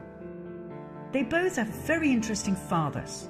Maxima's father, Jorge Zorrigueta, was Minister of Agriculture in the regime of General Jorge Videla, a military dictator who ruled Argentina from 1976 till 1981 and who was responsible for the kidnapping, torture and murder of an estimated 30,000 people.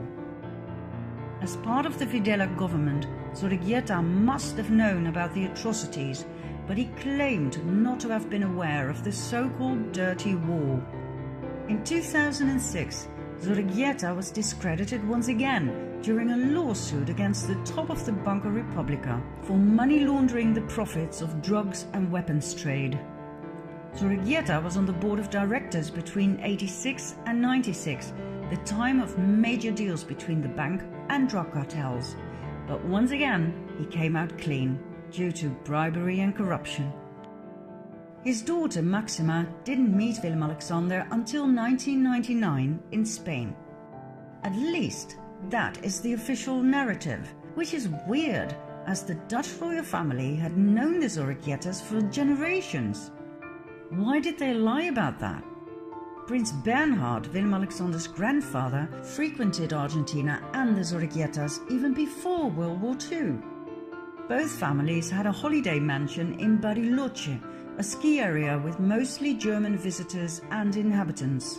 As a matter of fact, Bariloche was a Nazi den where many SSers and Nazi scientists went during Operation Paperclip.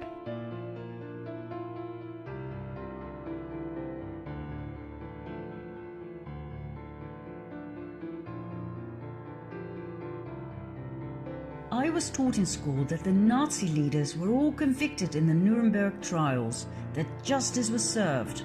But did you know that only 10 Nazis were hanged and only 7 went to jail? That's it! The big Nuremberg trials, only 17 of them? Did you actually think, like I did, they all got what they deserved? Well, think again. They had way too much knowledge. Most of them were welcomed with open arms. NATO, NASA, they all loved them.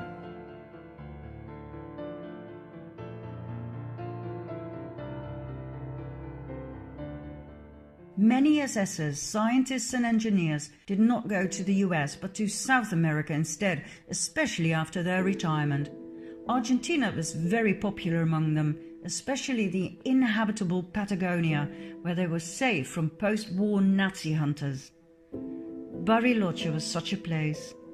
Big Nazi names such as Erich Priebke, responsible for and actively participating in the killing of 335 Italian men and boys in 1944. Reinhard Kops, SS officer who helped many Nazis escape to Argentina after the war.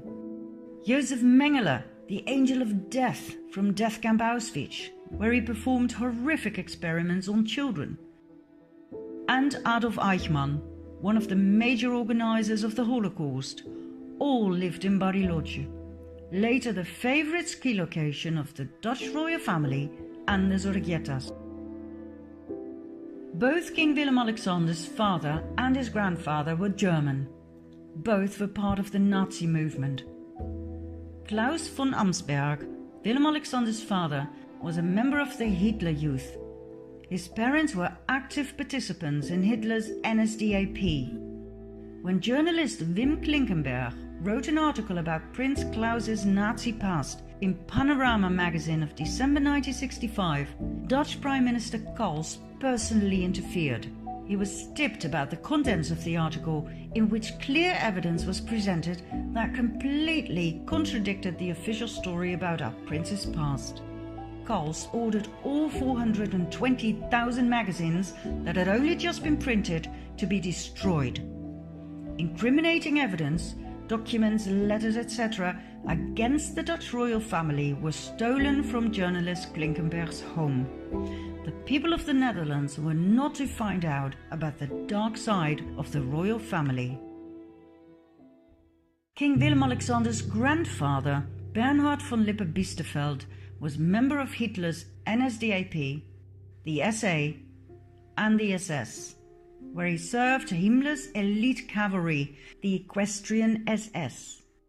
During the Nuremberg trials, the Equestrian SS was the only division that was not prosecuted, so that Bernhard von Lippe-Biesterfeld, by that time married to the Dutch Queen Juliana van Oranje-Nassau, would remain safe from prosecution and from scrutiny. Do you realize how much power the Dutch royal family must have had to accomplish this? I wonder how many Dutch people know about this. I was taught in school that Bernhard was a war hero, that he served the British Secret Service, that he even wanted all 200 Dutch SSers executed at the end of the war. So many lies. At his wedding with Queen Juliana, the orchestra was asked to play the Nazi song of the NSDAP. The director of the orchestra, Peter van Anrooy, refused, as did some of the musicians. But Bernhard made it happen. The song was played, many guests offered the Nazi salute, and the musicians who had been willing to play the song were later rewarded with a medal. During the war, Royal Shell gave millions of tons of crude oil to Hitler for free, a deal set up by Prince Bernhard. The crude oil was used for the Nazi tanks to invade and conquer the Netherlands. The people of the Netherlands were handed over to the Nazis by their royal family. Most Dutch people are completely unaware of this, even though these facts are quite easy to find when you start searching for the truth. We've just never been told. Bernhard was corrupt to the core. He accepted a major bribe, $1.1 million, from Lockheed in 1976. He was scrutinized for being president of the Worldwide Fund for Nature and the Prince Bernhard Nature Fund, while being a passionate hunter and killer. More about Bernhard's hunting parties in a bit. Bernhard was a notorious womanizer. The maids of the royal palaces were terrified of him and knew very well they had to keep their doors locked at night. He had several illegitimate children, two of whom he officially acknowledged, Alexia and Alicia. Juicy little detail is that Alicia's mother was the daughter of Nazi test pilot Hannah Reich and Werner von Braun. That's right, the Nazi rocket scientist who was welcomed by the US in 1945 during Operation Paperclip to continue his work for NASA. Werner von Braun and Bernhard both had served in Himmler's cavalry, the Equestrian SS. They went way back.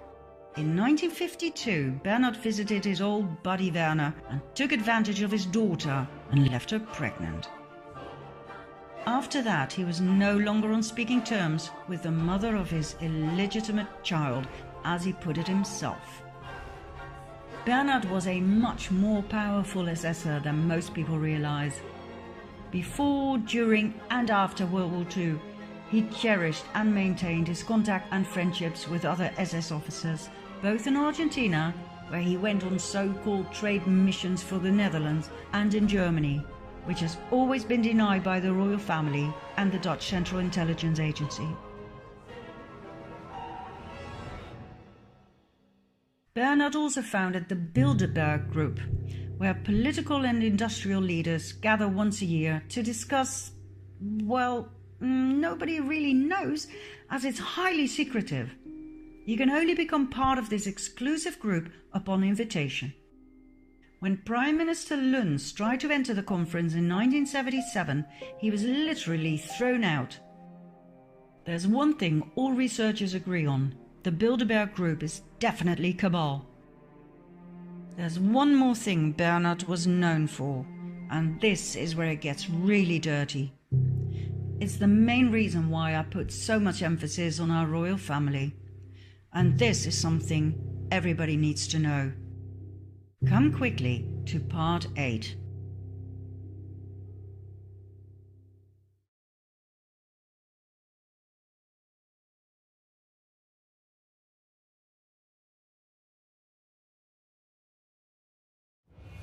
The more I studied the hidden side of the European royal families, the further I fell down the rabbit hole, until I stumbled upon something extremely dark. I will spare you the gruesome details. They are too horrific, too sickening. I urge you to do your own research. Google the names you're about to hear, read and listen for yourself, and make up your own mind. This is where Pizzagate returns to the story. Pizzagate is not just an American problem, it's a global problem. Let's get down to the real definition of Pizzagate. Worldwide, children are stolen and sold to elite pedophile rings. They are tortured, raped and murdered as part of satanic ritual ceremonies. The murderers then drink the children's blood and they eat their flesh. The blood of children who were severely traumatized before they died contains adrenochrome, a natural drug produced by the pineal gland in the brain. Adrenochrome is the highest valued drug in the world. The god these people serve is Satan. It's not a god of love and mercy. Whether or not you believe in the existence of Satan is not relevant. They do. And according to each and every eyewitness who has the guts to step forward, Pizzagate is real. Remember Mel Gibson's statements? He was ousted for not wanting to participate. He witnessed it though. And he is one of the very few who dares to speak about it. Personally, I think it's a miracle that he's still alive. Adrenochrome is real. It is the ultimate drug. This is what you look like when you take it, and this is when you no longer have access to it, thanks to President Trump. There was not as much time between these photos as you may think.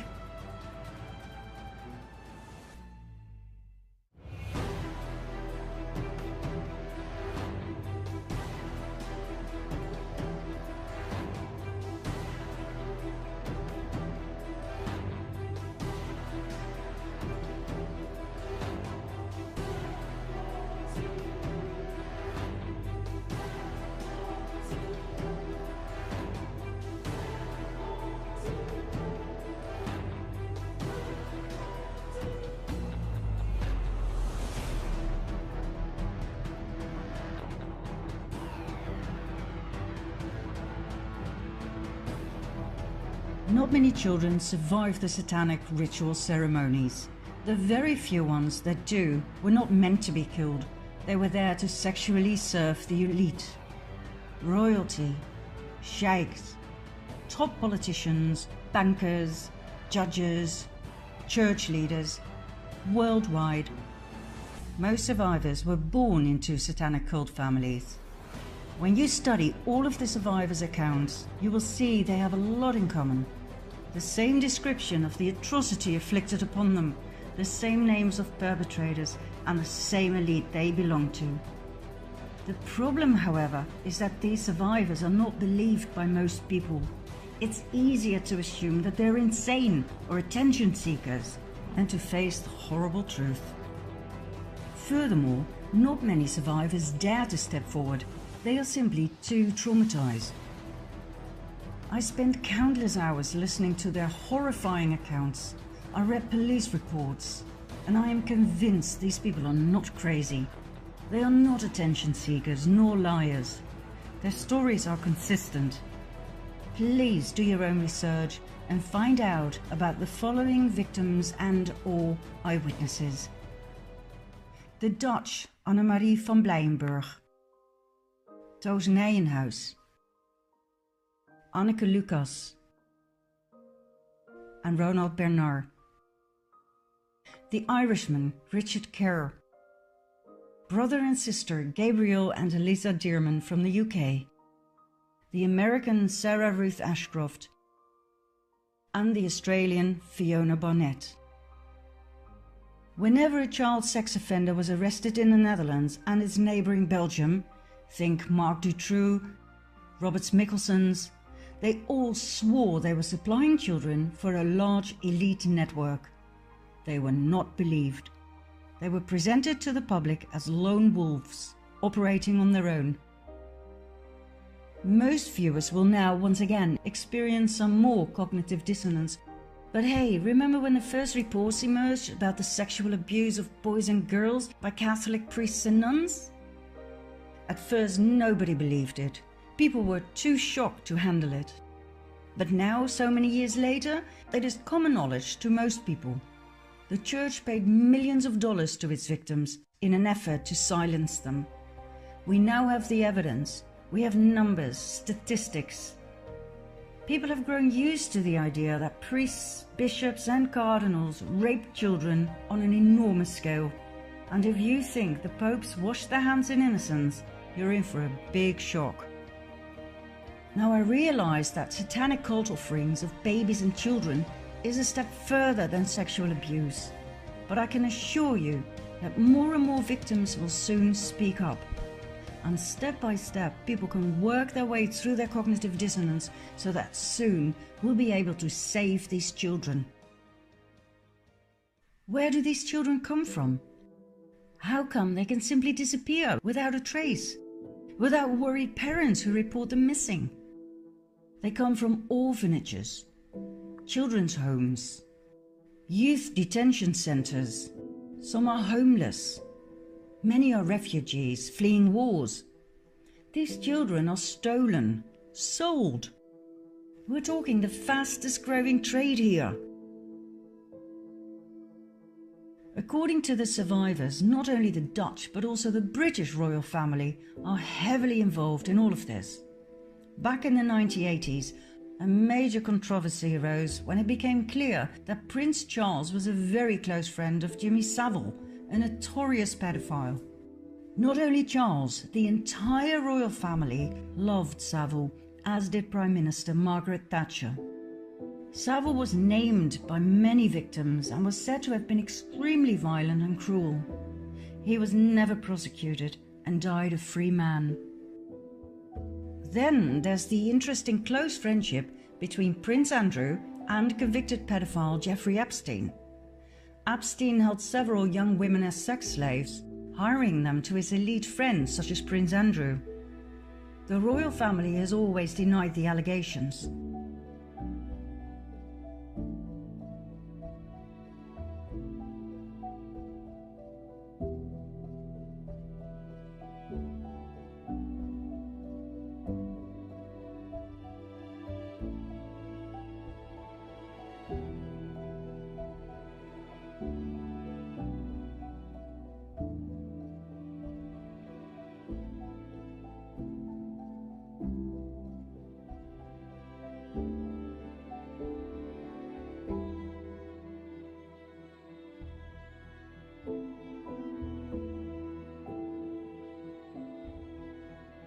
And there's more.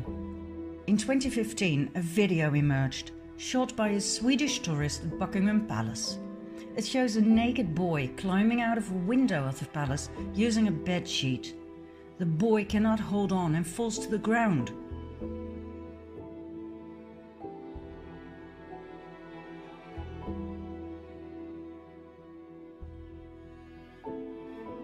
The mainstream media tried their utmost best to debunk the video.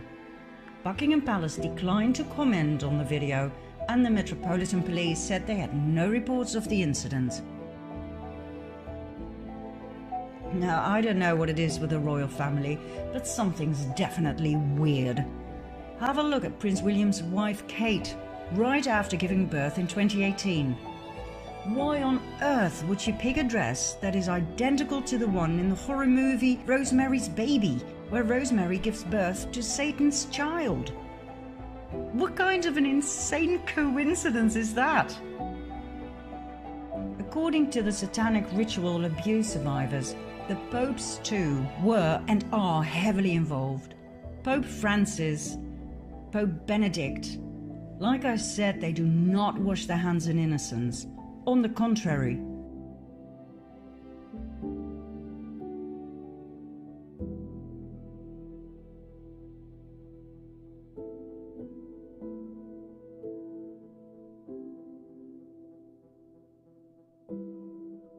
Both Pope Francis and the Dutch Prince Bernhard loved hunting parties, according to the survivors.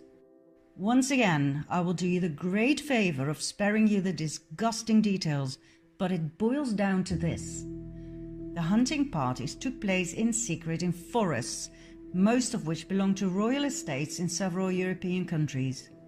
The participants, all part of the before-mentioned elite satanic pedophile cult, would hunt down children, rape them, murder them, and cut off their genitals as a trophy. In February 2013, former Pope Benedict Joseph Ratzinger was prosecuted and sentenced by default for crimes against humanity by the International Tribunal into Crimes of Church and State. Ratzinger's crimes included child trafficking and protecting priests who had raped children.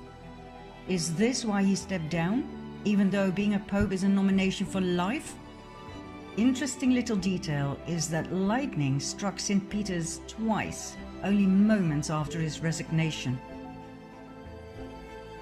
The same verdict followed for Pope Francis. One accusation was added: complicity in murder in Argentina. Others who were also prosecuted and sentenced for crimes against humanity were the British Queen Elizabeth Windsor and her husband Prince Philip, former Canadian Prime Minister Harper, and 27 other dignitaries. Whether or not this will lead to arrests, time will tell. For now, both the Pope and the royal family enjoy immunity. The International Tribunal into Crimes of Church and State extensively investigated the case of the rape, torture and murder of 50,000 native children in Canada. The United Church of Canada, the Anglican Church and the British royal family played a major role in this case, as did the Dutch royal family, who fled to Canada to be safe from World War II. As far back as 1942, an investigative journalist of the Canada Gazette thoroughly studied the case and came to the shocking conclusion that 50,000 native children had disappeared from 80 Canadian Indian residential schools, and that 31 mass grave sites have been found inside the school grounds containing the remains of children.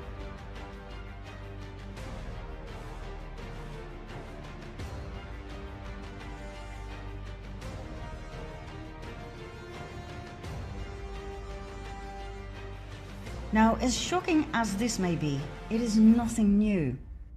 On a regular basis, mass baby and children's graves are discovered, often near nunneries.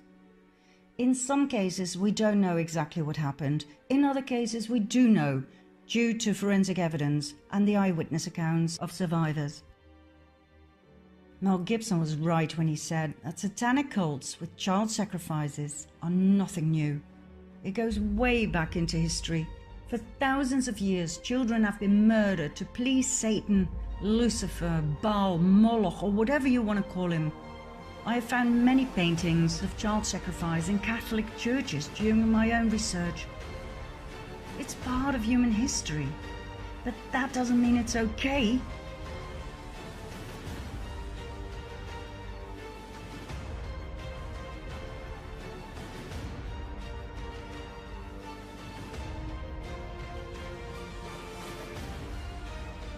We all know about the Aztecs and the human sacrifices, and we can deal with that, for it's old.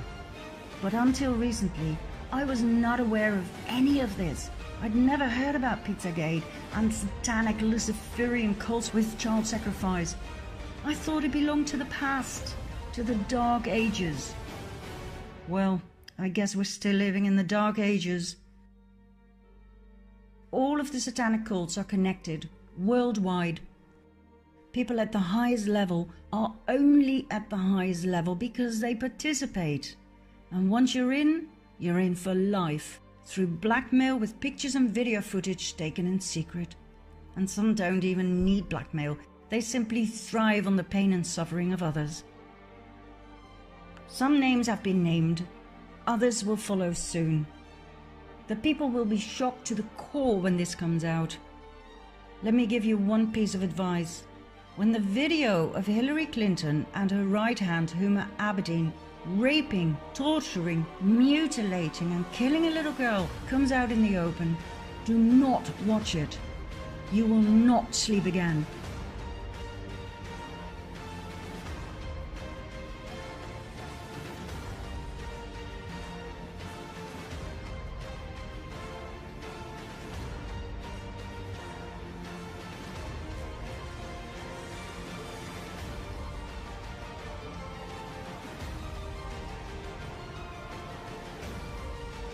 There are certain things I will not share with you here, simply because they are too horrific. Like this shower torture of a child by John Podesta. Search and find it for yourself if you like. I wish to wake people up, not traumatize them. The same goes for the red shoes. You want to know what they're made of? Do your own research. I'll give you a small hint. The tradition of red shoes for the elite goes all the way back to the Byzantine tradition, when kings would wear them as symbols of bloody martyrdom. The video, by the way, was found on the confiscated laptop of Anthony Weiner, the ex-husband of Huma Abedin. It was stored together with thousands of other files in a folder called Life Insurance. Talk about blackmail. Weiner, by the way, was sentenced to serve 21 months in prison for sending sexual texts to a minor back in 2017. Oh, and the good news is, Weiner's laptop has officially been accepted in court as evidence. I can assure you we'll be hearing a lot more about its contents very soon. Now, what happens when you try to make any of this public? Either your TV career ends right there and then, or you get a heart attack,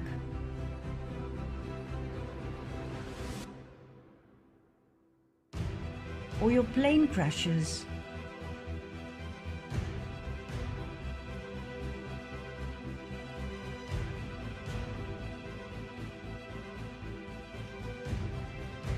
or you end up dead in a hotel room.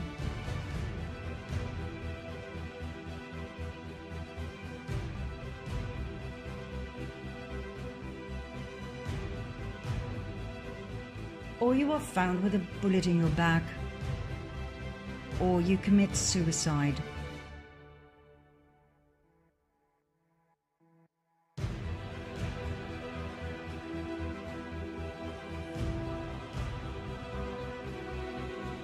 And guess what? I haven't even shown you the real top of the pyramid of power yet, just the visible top. Did you think the Rothschilds, the Rockefellers, George Soros, the government leaders, even the royal families, did you think they are the top of the 1%? They are not. There is a very dark order above them all, making puppets of everybody else, even of kings and queens. Ever heard of the Jesuit order? Did you know that there are 3 popes instead of 1? Ever heard of Agenda 21? Of its sequel, the depopulation program? This is so big, it does not fit in this first documentary. It will form a film of its own, which I promise to present in a very near future. What I wish to give you now is hope. After all of this misery, it's time for some light. And the good news is, there is plenty of that. Come with me, finally, to the good news in part 9 and 10.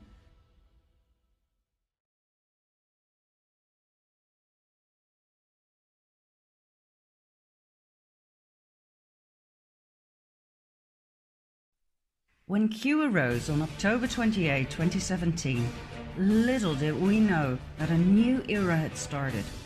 Something big, something massive started unfolding before our very eyes, but most people remained completely in the dark.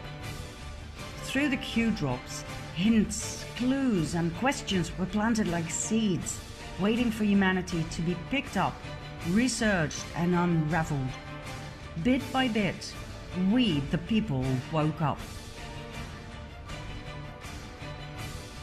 Using other means than the mainstream media, the QAnons started communicating with each other through Facebook, Twitter and other social media. The same social media that was set up by the cabal to monitor the people 24/7 were now used to find each other and to spread news and findings. There was no stopping us anymore. People in France went out into the streets in yellow vests, showing President Macron that they no longer complied. What started off with small groups evolved into mass protests. For over a year now, tens of thousands of people have been gathering every Saturday. Not just in France, but in Spain, Germany, the Netherlands, Sweden, Bulgaria, Turkey, Poland, Hungary, Taiwan, Australia, Iraq, Israel.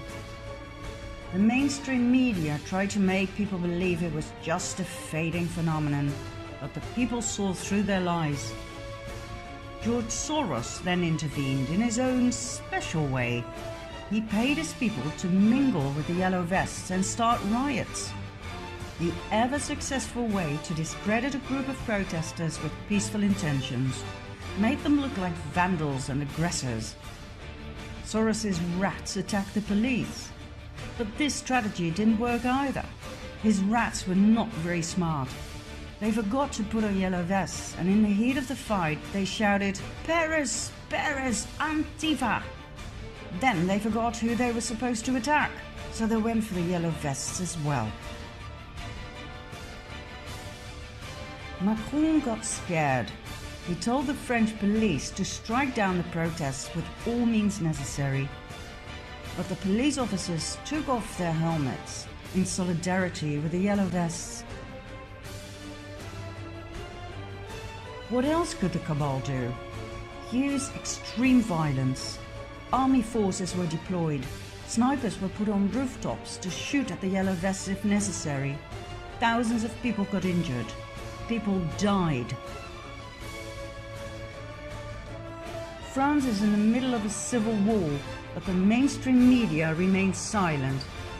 23 yellow vests have died for believing in a better world.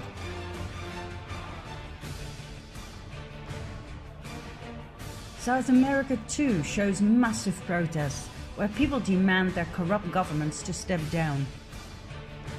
The world is experiencing the biggest revolution ever. The worst nightmare of the cabal has come true. The people have woken up.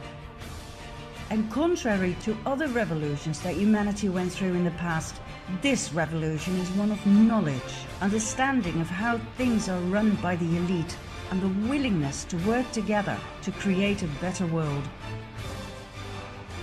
A revolution of the people can only work when there is help at the top. That help was never there in the past, but now there is. That is what makes this revolution different. We have an ally at the top, an ally that we refer to as Q. Q is a group of people, not an individual. The intel Q provides is top level. I believe Q comprises of Donald J. Trump and some of his most loyal army generals. Without the help of the army top, the plan that is unfolding would never stand a chance.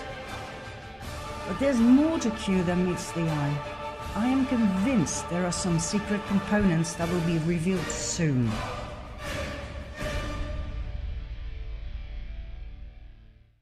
President Trump and the entire Q team are working out a plan that has been in the making for the past 20 years.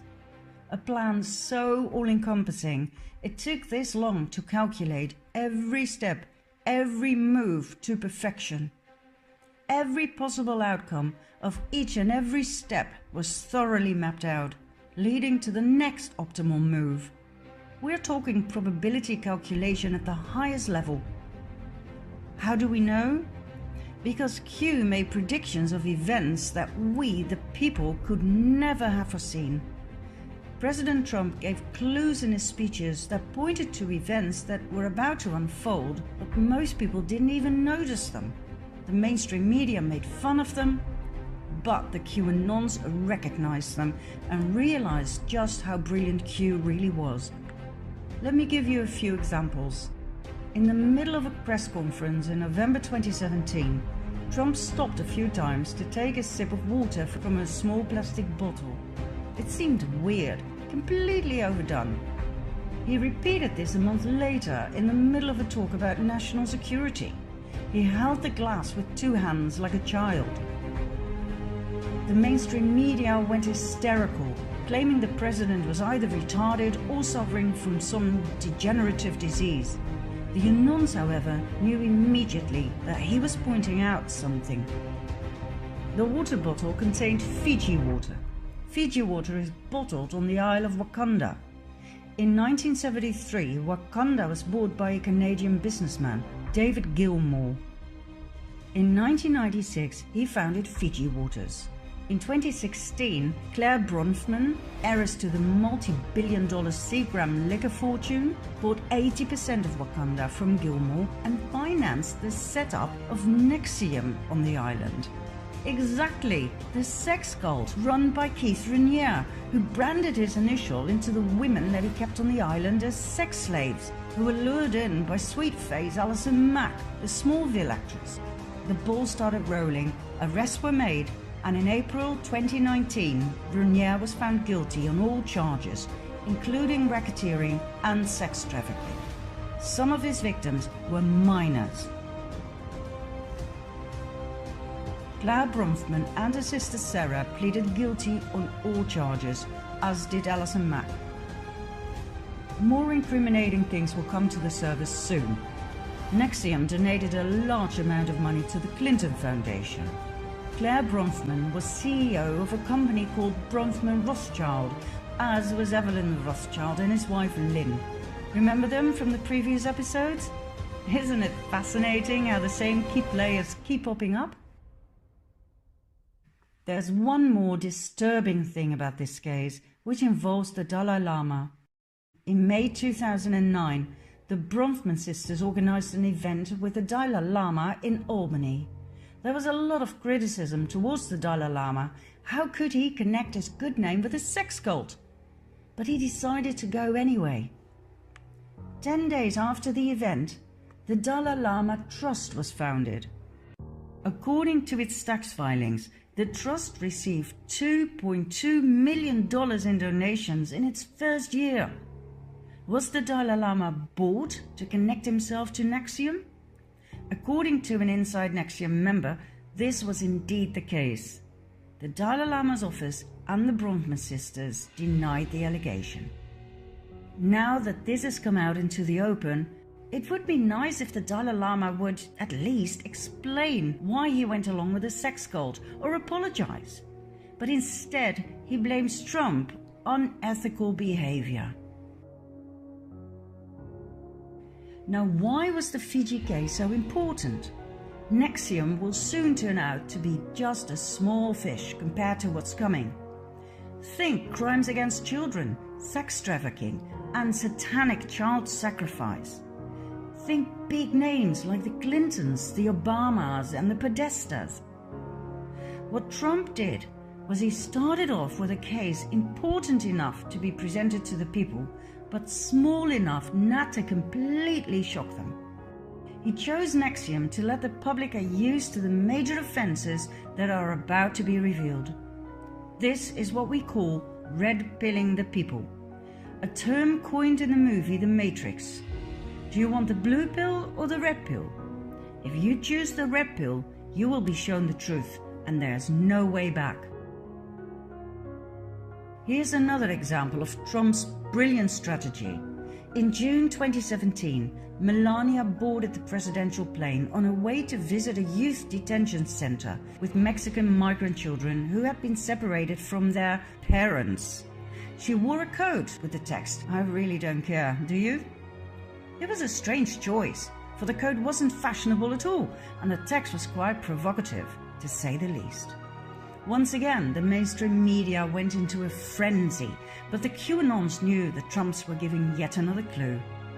The coat turned out to be a Zara product. An investigation made clear that Zara made use of slave labor. As a result, Armancio Ortega, founder and CEO of Zara, resigned 6 months after Melania's action. Yet another clue that was being given by Melania was the fact that these children were not separated from their parents, but saved from child traffickers. More than 8,500 CEOs resigned over the last 2 years, many for unclear reasons, just like Hugh had predicted. Was Trump indeed draining the swamp like he had promised? One of Q's crumbs that was repeated several times was, "We have the server." It quite clearly referred to Hillary Clinton's server, the one she tried so hard to destroy before it would be used against her in a court of law. But how did the Q team lay their hands on it? The clue was given in Helsinki, Finland, when Trump met Vladimir Putin on July 16, 2018.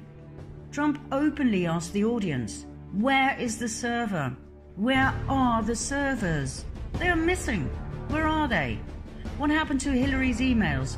33,000 emails. They're gone. Just gone. I think it's a disgrace."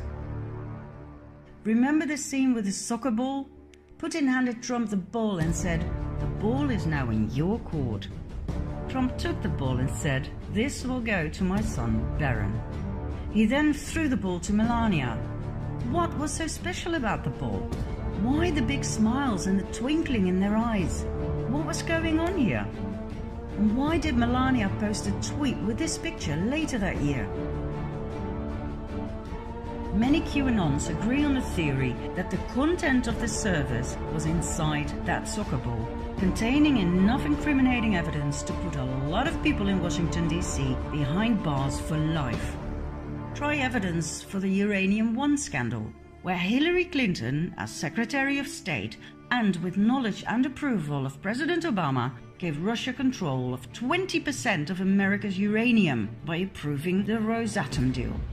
The Russian company Rosatom had bought the Canadian company Uranium One in 2010, 3 years after the latter had purchased Eurasia, owned by Frank Giustra, our friend with the pedophile logo from part 4. Remember? Giustra had officially stepped down after the purchase, so why did he donate $145 million to the Clinton Foundation right after the Rosatom deal was signed?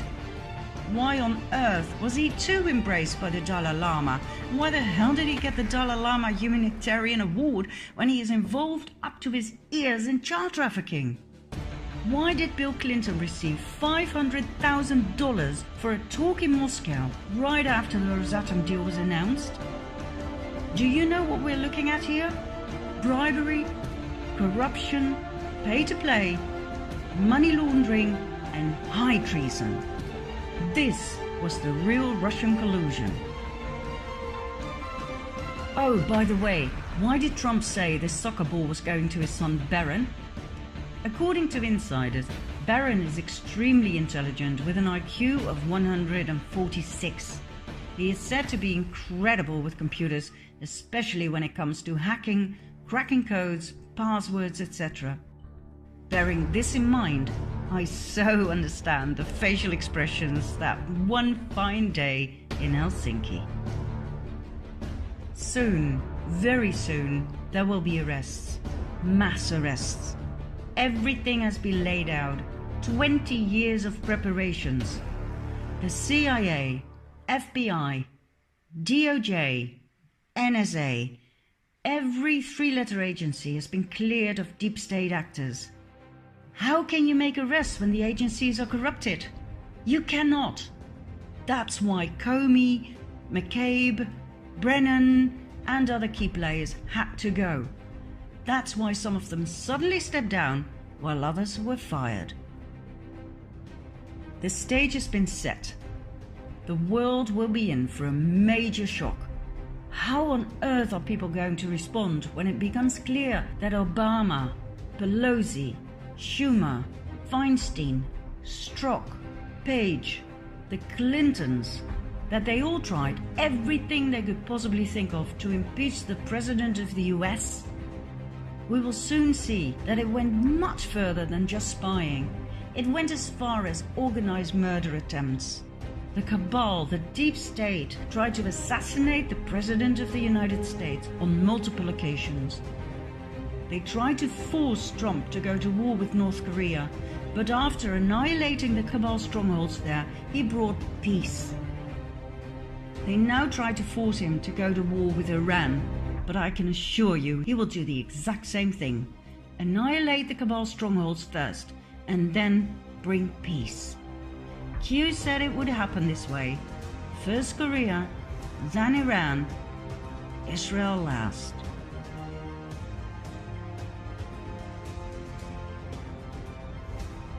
Then there is Obama's high treason.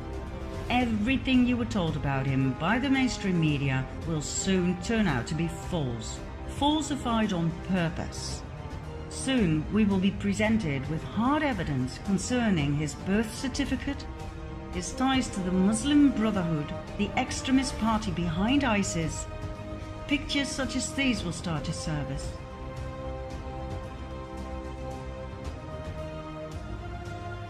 Obama and the Clintons integrated the Muslim Brotherhood in the American government at the highest level. Remember Huma Abedin, Hillary's right hand? Her parents were directly connected to the Muslim Brotherhood, as is her brother. Where do you think that leaves her? Remember John McCain? What was he doing in Iraq with the ISIS top 4? Why did Trump say they caught the 5 most wanted ISIS leaders? Not 4, 5. Did you notice something weird about the flag on his coffin? It was wrinkled. Only traitors get wrinkled flags. It was a code. High treason, death penalty. Did you really believe he died of cancer? Do you still believe Osama bin Laden was the enemy? That he was responsible for 9/11? That he set up Al-Qaeda? He was a CIA agent before he became the enemy. His American name was Tim Osman. Osama Osman. Did you hear about Team 6, the Navy SEALs who killed him? They all died 3 months later when the helicopter crashed. No eyewitnesses who might once tell the tale of what really happened. We've been lied to on a scale we cannot fathom just yet. History books will have to be rewritten. America was sold to the highest bidder by Obama, the Clintons, and the Bushes. Do you realize the state of shock people are going to be in when the truth finally hits the surface? Do you understand why Guantanamo Bay has been fully upgraded and expanded? Do you have any idea how many sealed indictments there are waiting for the perfect moment to be unsealed so that arrests can be made? More than 100,000. Many will be prosecuted for treason, some for high treason. High treason means capital punishment, death penalty. There will be chaos and shock, but there will be guidance from totally unexpected mystery guests. This moment in time is one that will make history, one that is unprecedented in the history of mankind. Do you think I'm exaggerating? Find out in our final part, number 10.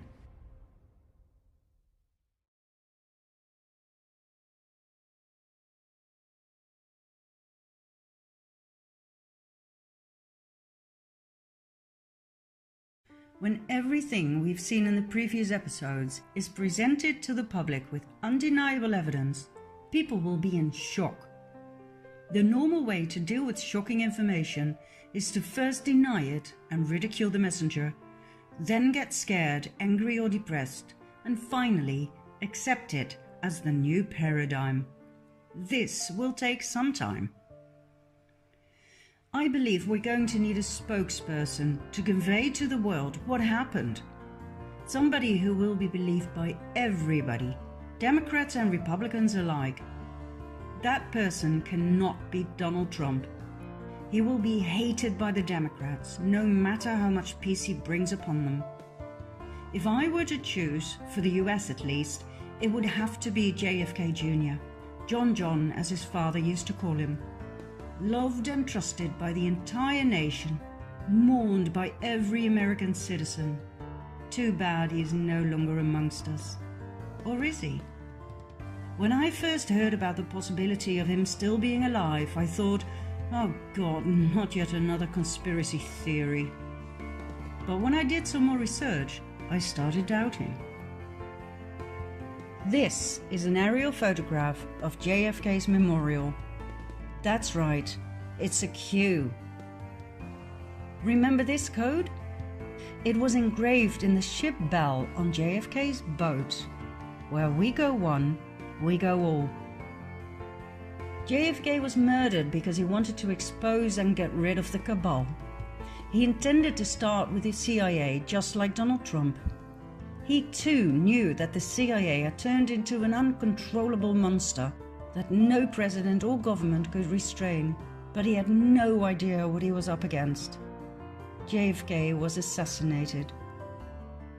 Nobody will ever forget these pictures. John saluting at his father's funeral. The entire nation mourned. Junior grew up to be a lawyer. He swore he would avenge his father and take his killers to court, even if he had to bring down the government, as he put it. He ran for the New York Senate seat in 1999, as did Hillary Clinton. John would have won by miles. He was born to be the next president of the US. But it wasn't meant to be. On July 16, 1999, his plane crashed into the ocean. There were no survivors. All three on board, John, his wife Carolyn, and her sister Lauren, died upon impact. Their bodies were retrieved and cremated. The remains were kept in Tiffany blue boxes before they were scattered at sea. The entire nation was in shock. Donald J. Trump was in shock. He and John were close friends. When John died, Trump swore he would finish his mission. He promised he would take the murderers of JFK, Sr. and Jr. to court. He swore to drain the swamp. Could John Jr. still be alive? Is it possible that he staged his own death, knowing there was no way he would survive the wrath of the cabal? The only way to possibly fulfill the mission was to stay low. A master plan was developed, and in the course of 20 years, every single step was analyzed and executed.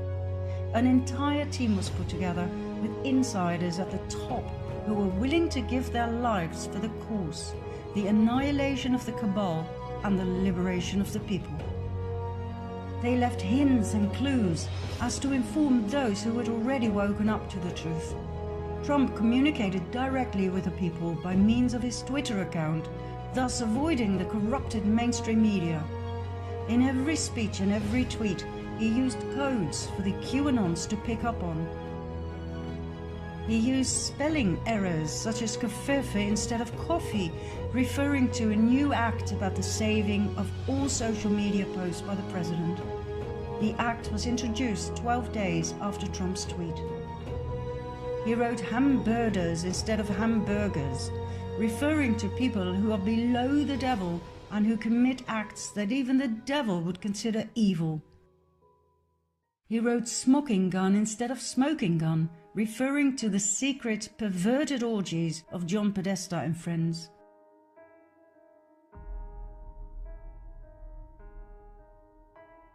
Trump's clumsy behavior showed his victory over cabal key players. Every move, every so-called error, every little detail was important. Everything was a communication with the people. Remember when Donald and Melania Trump were welcomed by the Obamas at the White House on day one of Trump's presidency? Remember the gift Melania gave to Michelle, the Tiffany blue box? What does that remind you of? Remember the Tiffany blue coat Melania was wearing?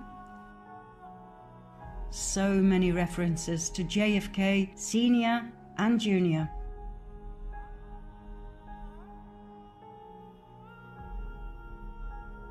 There's one more clue that John might indeed have staged his own death. In September 1995, he founded and edited a glossy politics lifestyle magazine called George. In this particular edition, the cover seems to be giving a lot of clues. Survival Guide to the Future? Interesting. Bill Gates on world domination? Okay. Hillary Clinton, Indictment Day. Will Hillary get busted? Wow. The lady reappears in the editing room. In the background, there she is. Platform 2020.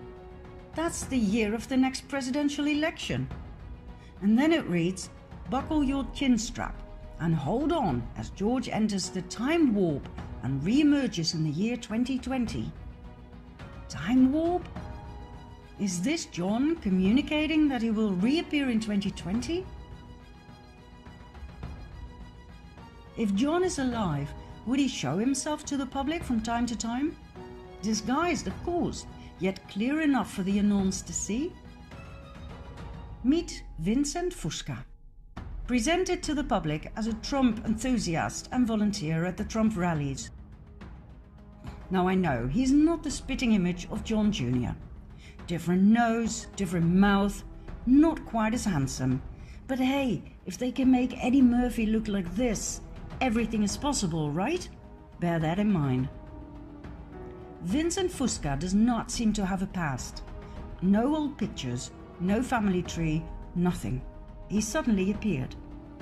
His name means Conqueror of the Dark. He often wears a fedora hat, very similar to JFK Sr. And this I find interesting. His nose changes. Sometimes it's bigger than John's, sometimes it's not. Now I can understand why John would change his appearance slightly from time to time as to give hints to the QAnons. But why would a Trump fan do such a thing? Then there's the mystery lady in the audience, always close to Fusca. My, doesn't that big smile look familiar? What about Lauren, Carolyn's sister? The two were very close. Maybe Carolyn didn't want to disappear without her? Maybe she was informed on the plan? And maybe she decided to join them and stay low as well? Could this be Carolyn, presented as Fusca's colleague at the rallies? When Q was asked, is JFK Jr. alive? The answer was no. But when Senior dies, Junior no longer is Junior. The question should have been, is JFK alive? Where does all of this leave us? With the perfect spokesman when he is needed. And that may be sooner than you think. As soon as the FISA documents are released, the sealed indictments are unsealed and the arrests are made, that's when I expect him to step forward.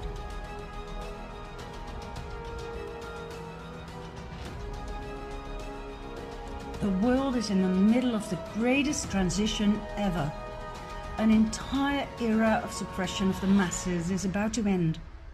I doubt if we can fathom the vastness of what is about to be revealed, nor the impact it will have on the world. Think about it.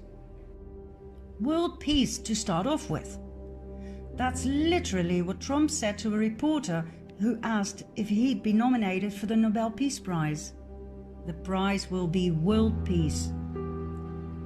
Can you imagine a world without war? I don't think we can. We've been led to believe that war is normal, that it's part of being human. Well, it's not. Suppression isn't normal. Poverty isn't normal. There's enough food to feed the entire world. The problem is uneven distribution of means, money, and food. Taxes aren't normal, they're not even legal. Trump has already stated he will get rid of the Fed and several taxes, including income tax. As we've seen in part 2, they are illegal, unconstitutional. Can you imagine how much money can be saved that way? Can you even begin to imagine what even distribution will look like? Then there's the impact all of this is going to have on our use of energy resources. I'm sure you've heard of Nikola Tesla, the famous inventor of many beautiful things in the area of electricity, magnetism, and physics in general. An absolute brilliant mind who wanted to share his invention of free energy with the world. This was a thorn in the side of the cabal, who made billions of profit with oil, coal, and other fossil fuels. Tesla was arrested, his work was stolen. All his inventions were seized by the American government.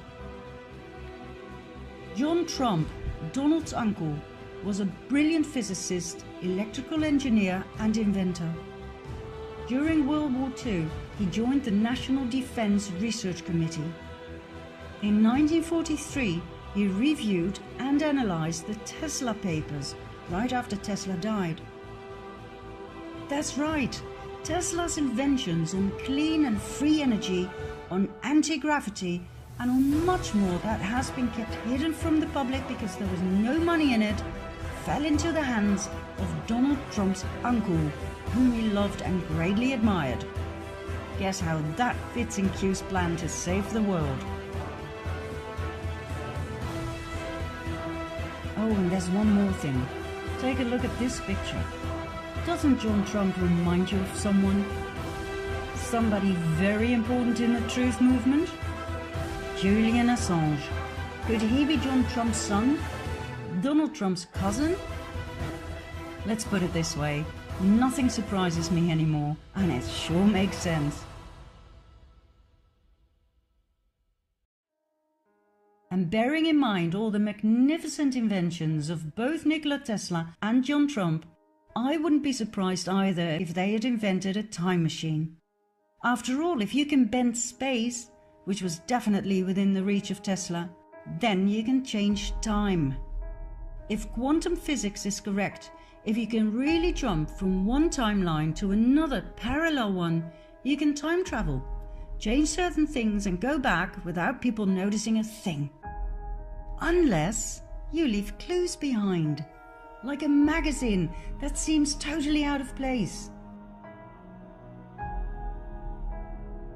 Like Q predictions of specific outcomes that could impossibly have been foretold, not even with the use of quantum probability theory. Is that how Q works? With direct knowledge of the future through various timelines, probability waves? Is that why Trump is still alive and even missile attacks have been countered?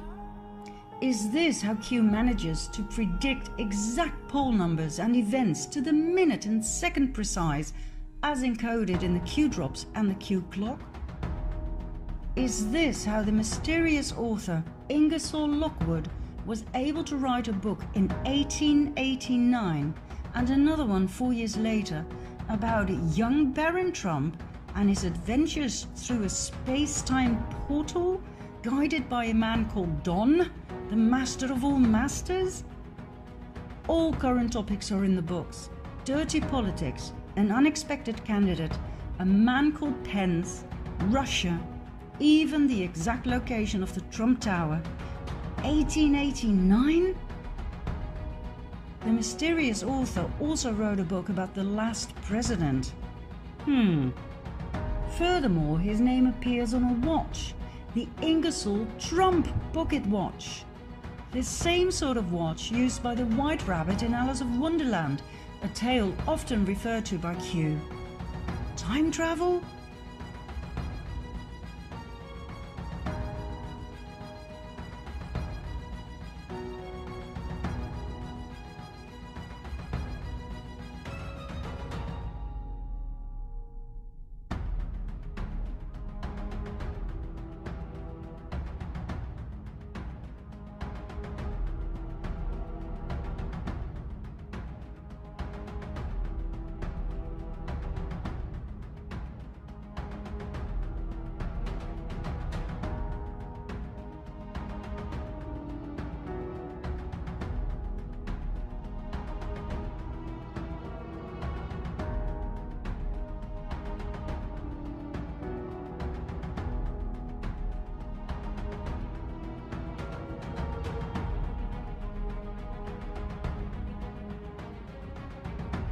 The world as we know it is about to end. What is awaiting us is a new era of peace, liberty, equality and harmony. The dawn of the golden age as described in each and every source text. I have grown to fully trust Don, master of all masters. He may seem rude, clumsy and silly from time to time, but he has earned my trust in the past 2.5 years when I suspiciously followed his every move. He is a genius, a 5D chess player, a man with a huge heart. There will be a relatively short bridge period between the two in which people can adjust to the new paradigm and its energies. I don't think there will be much chaos. Everything is ready to be implemented. A new banking system without interest, new ways to educate our children, a new medical system without poisonous addictive chemicals, and so on and so forth. All we have to do is be patient, watch everything unfold, trust the plan, do whatever we can to help others wake up, and remain focused and ready to assist, ready to help create a beautiful new world. Some people will wake up faster than others, remain calm and in service to all. Or, as Q once put it so beautifully, as long as you sleep, we will fight for you. Where we go one, we go all.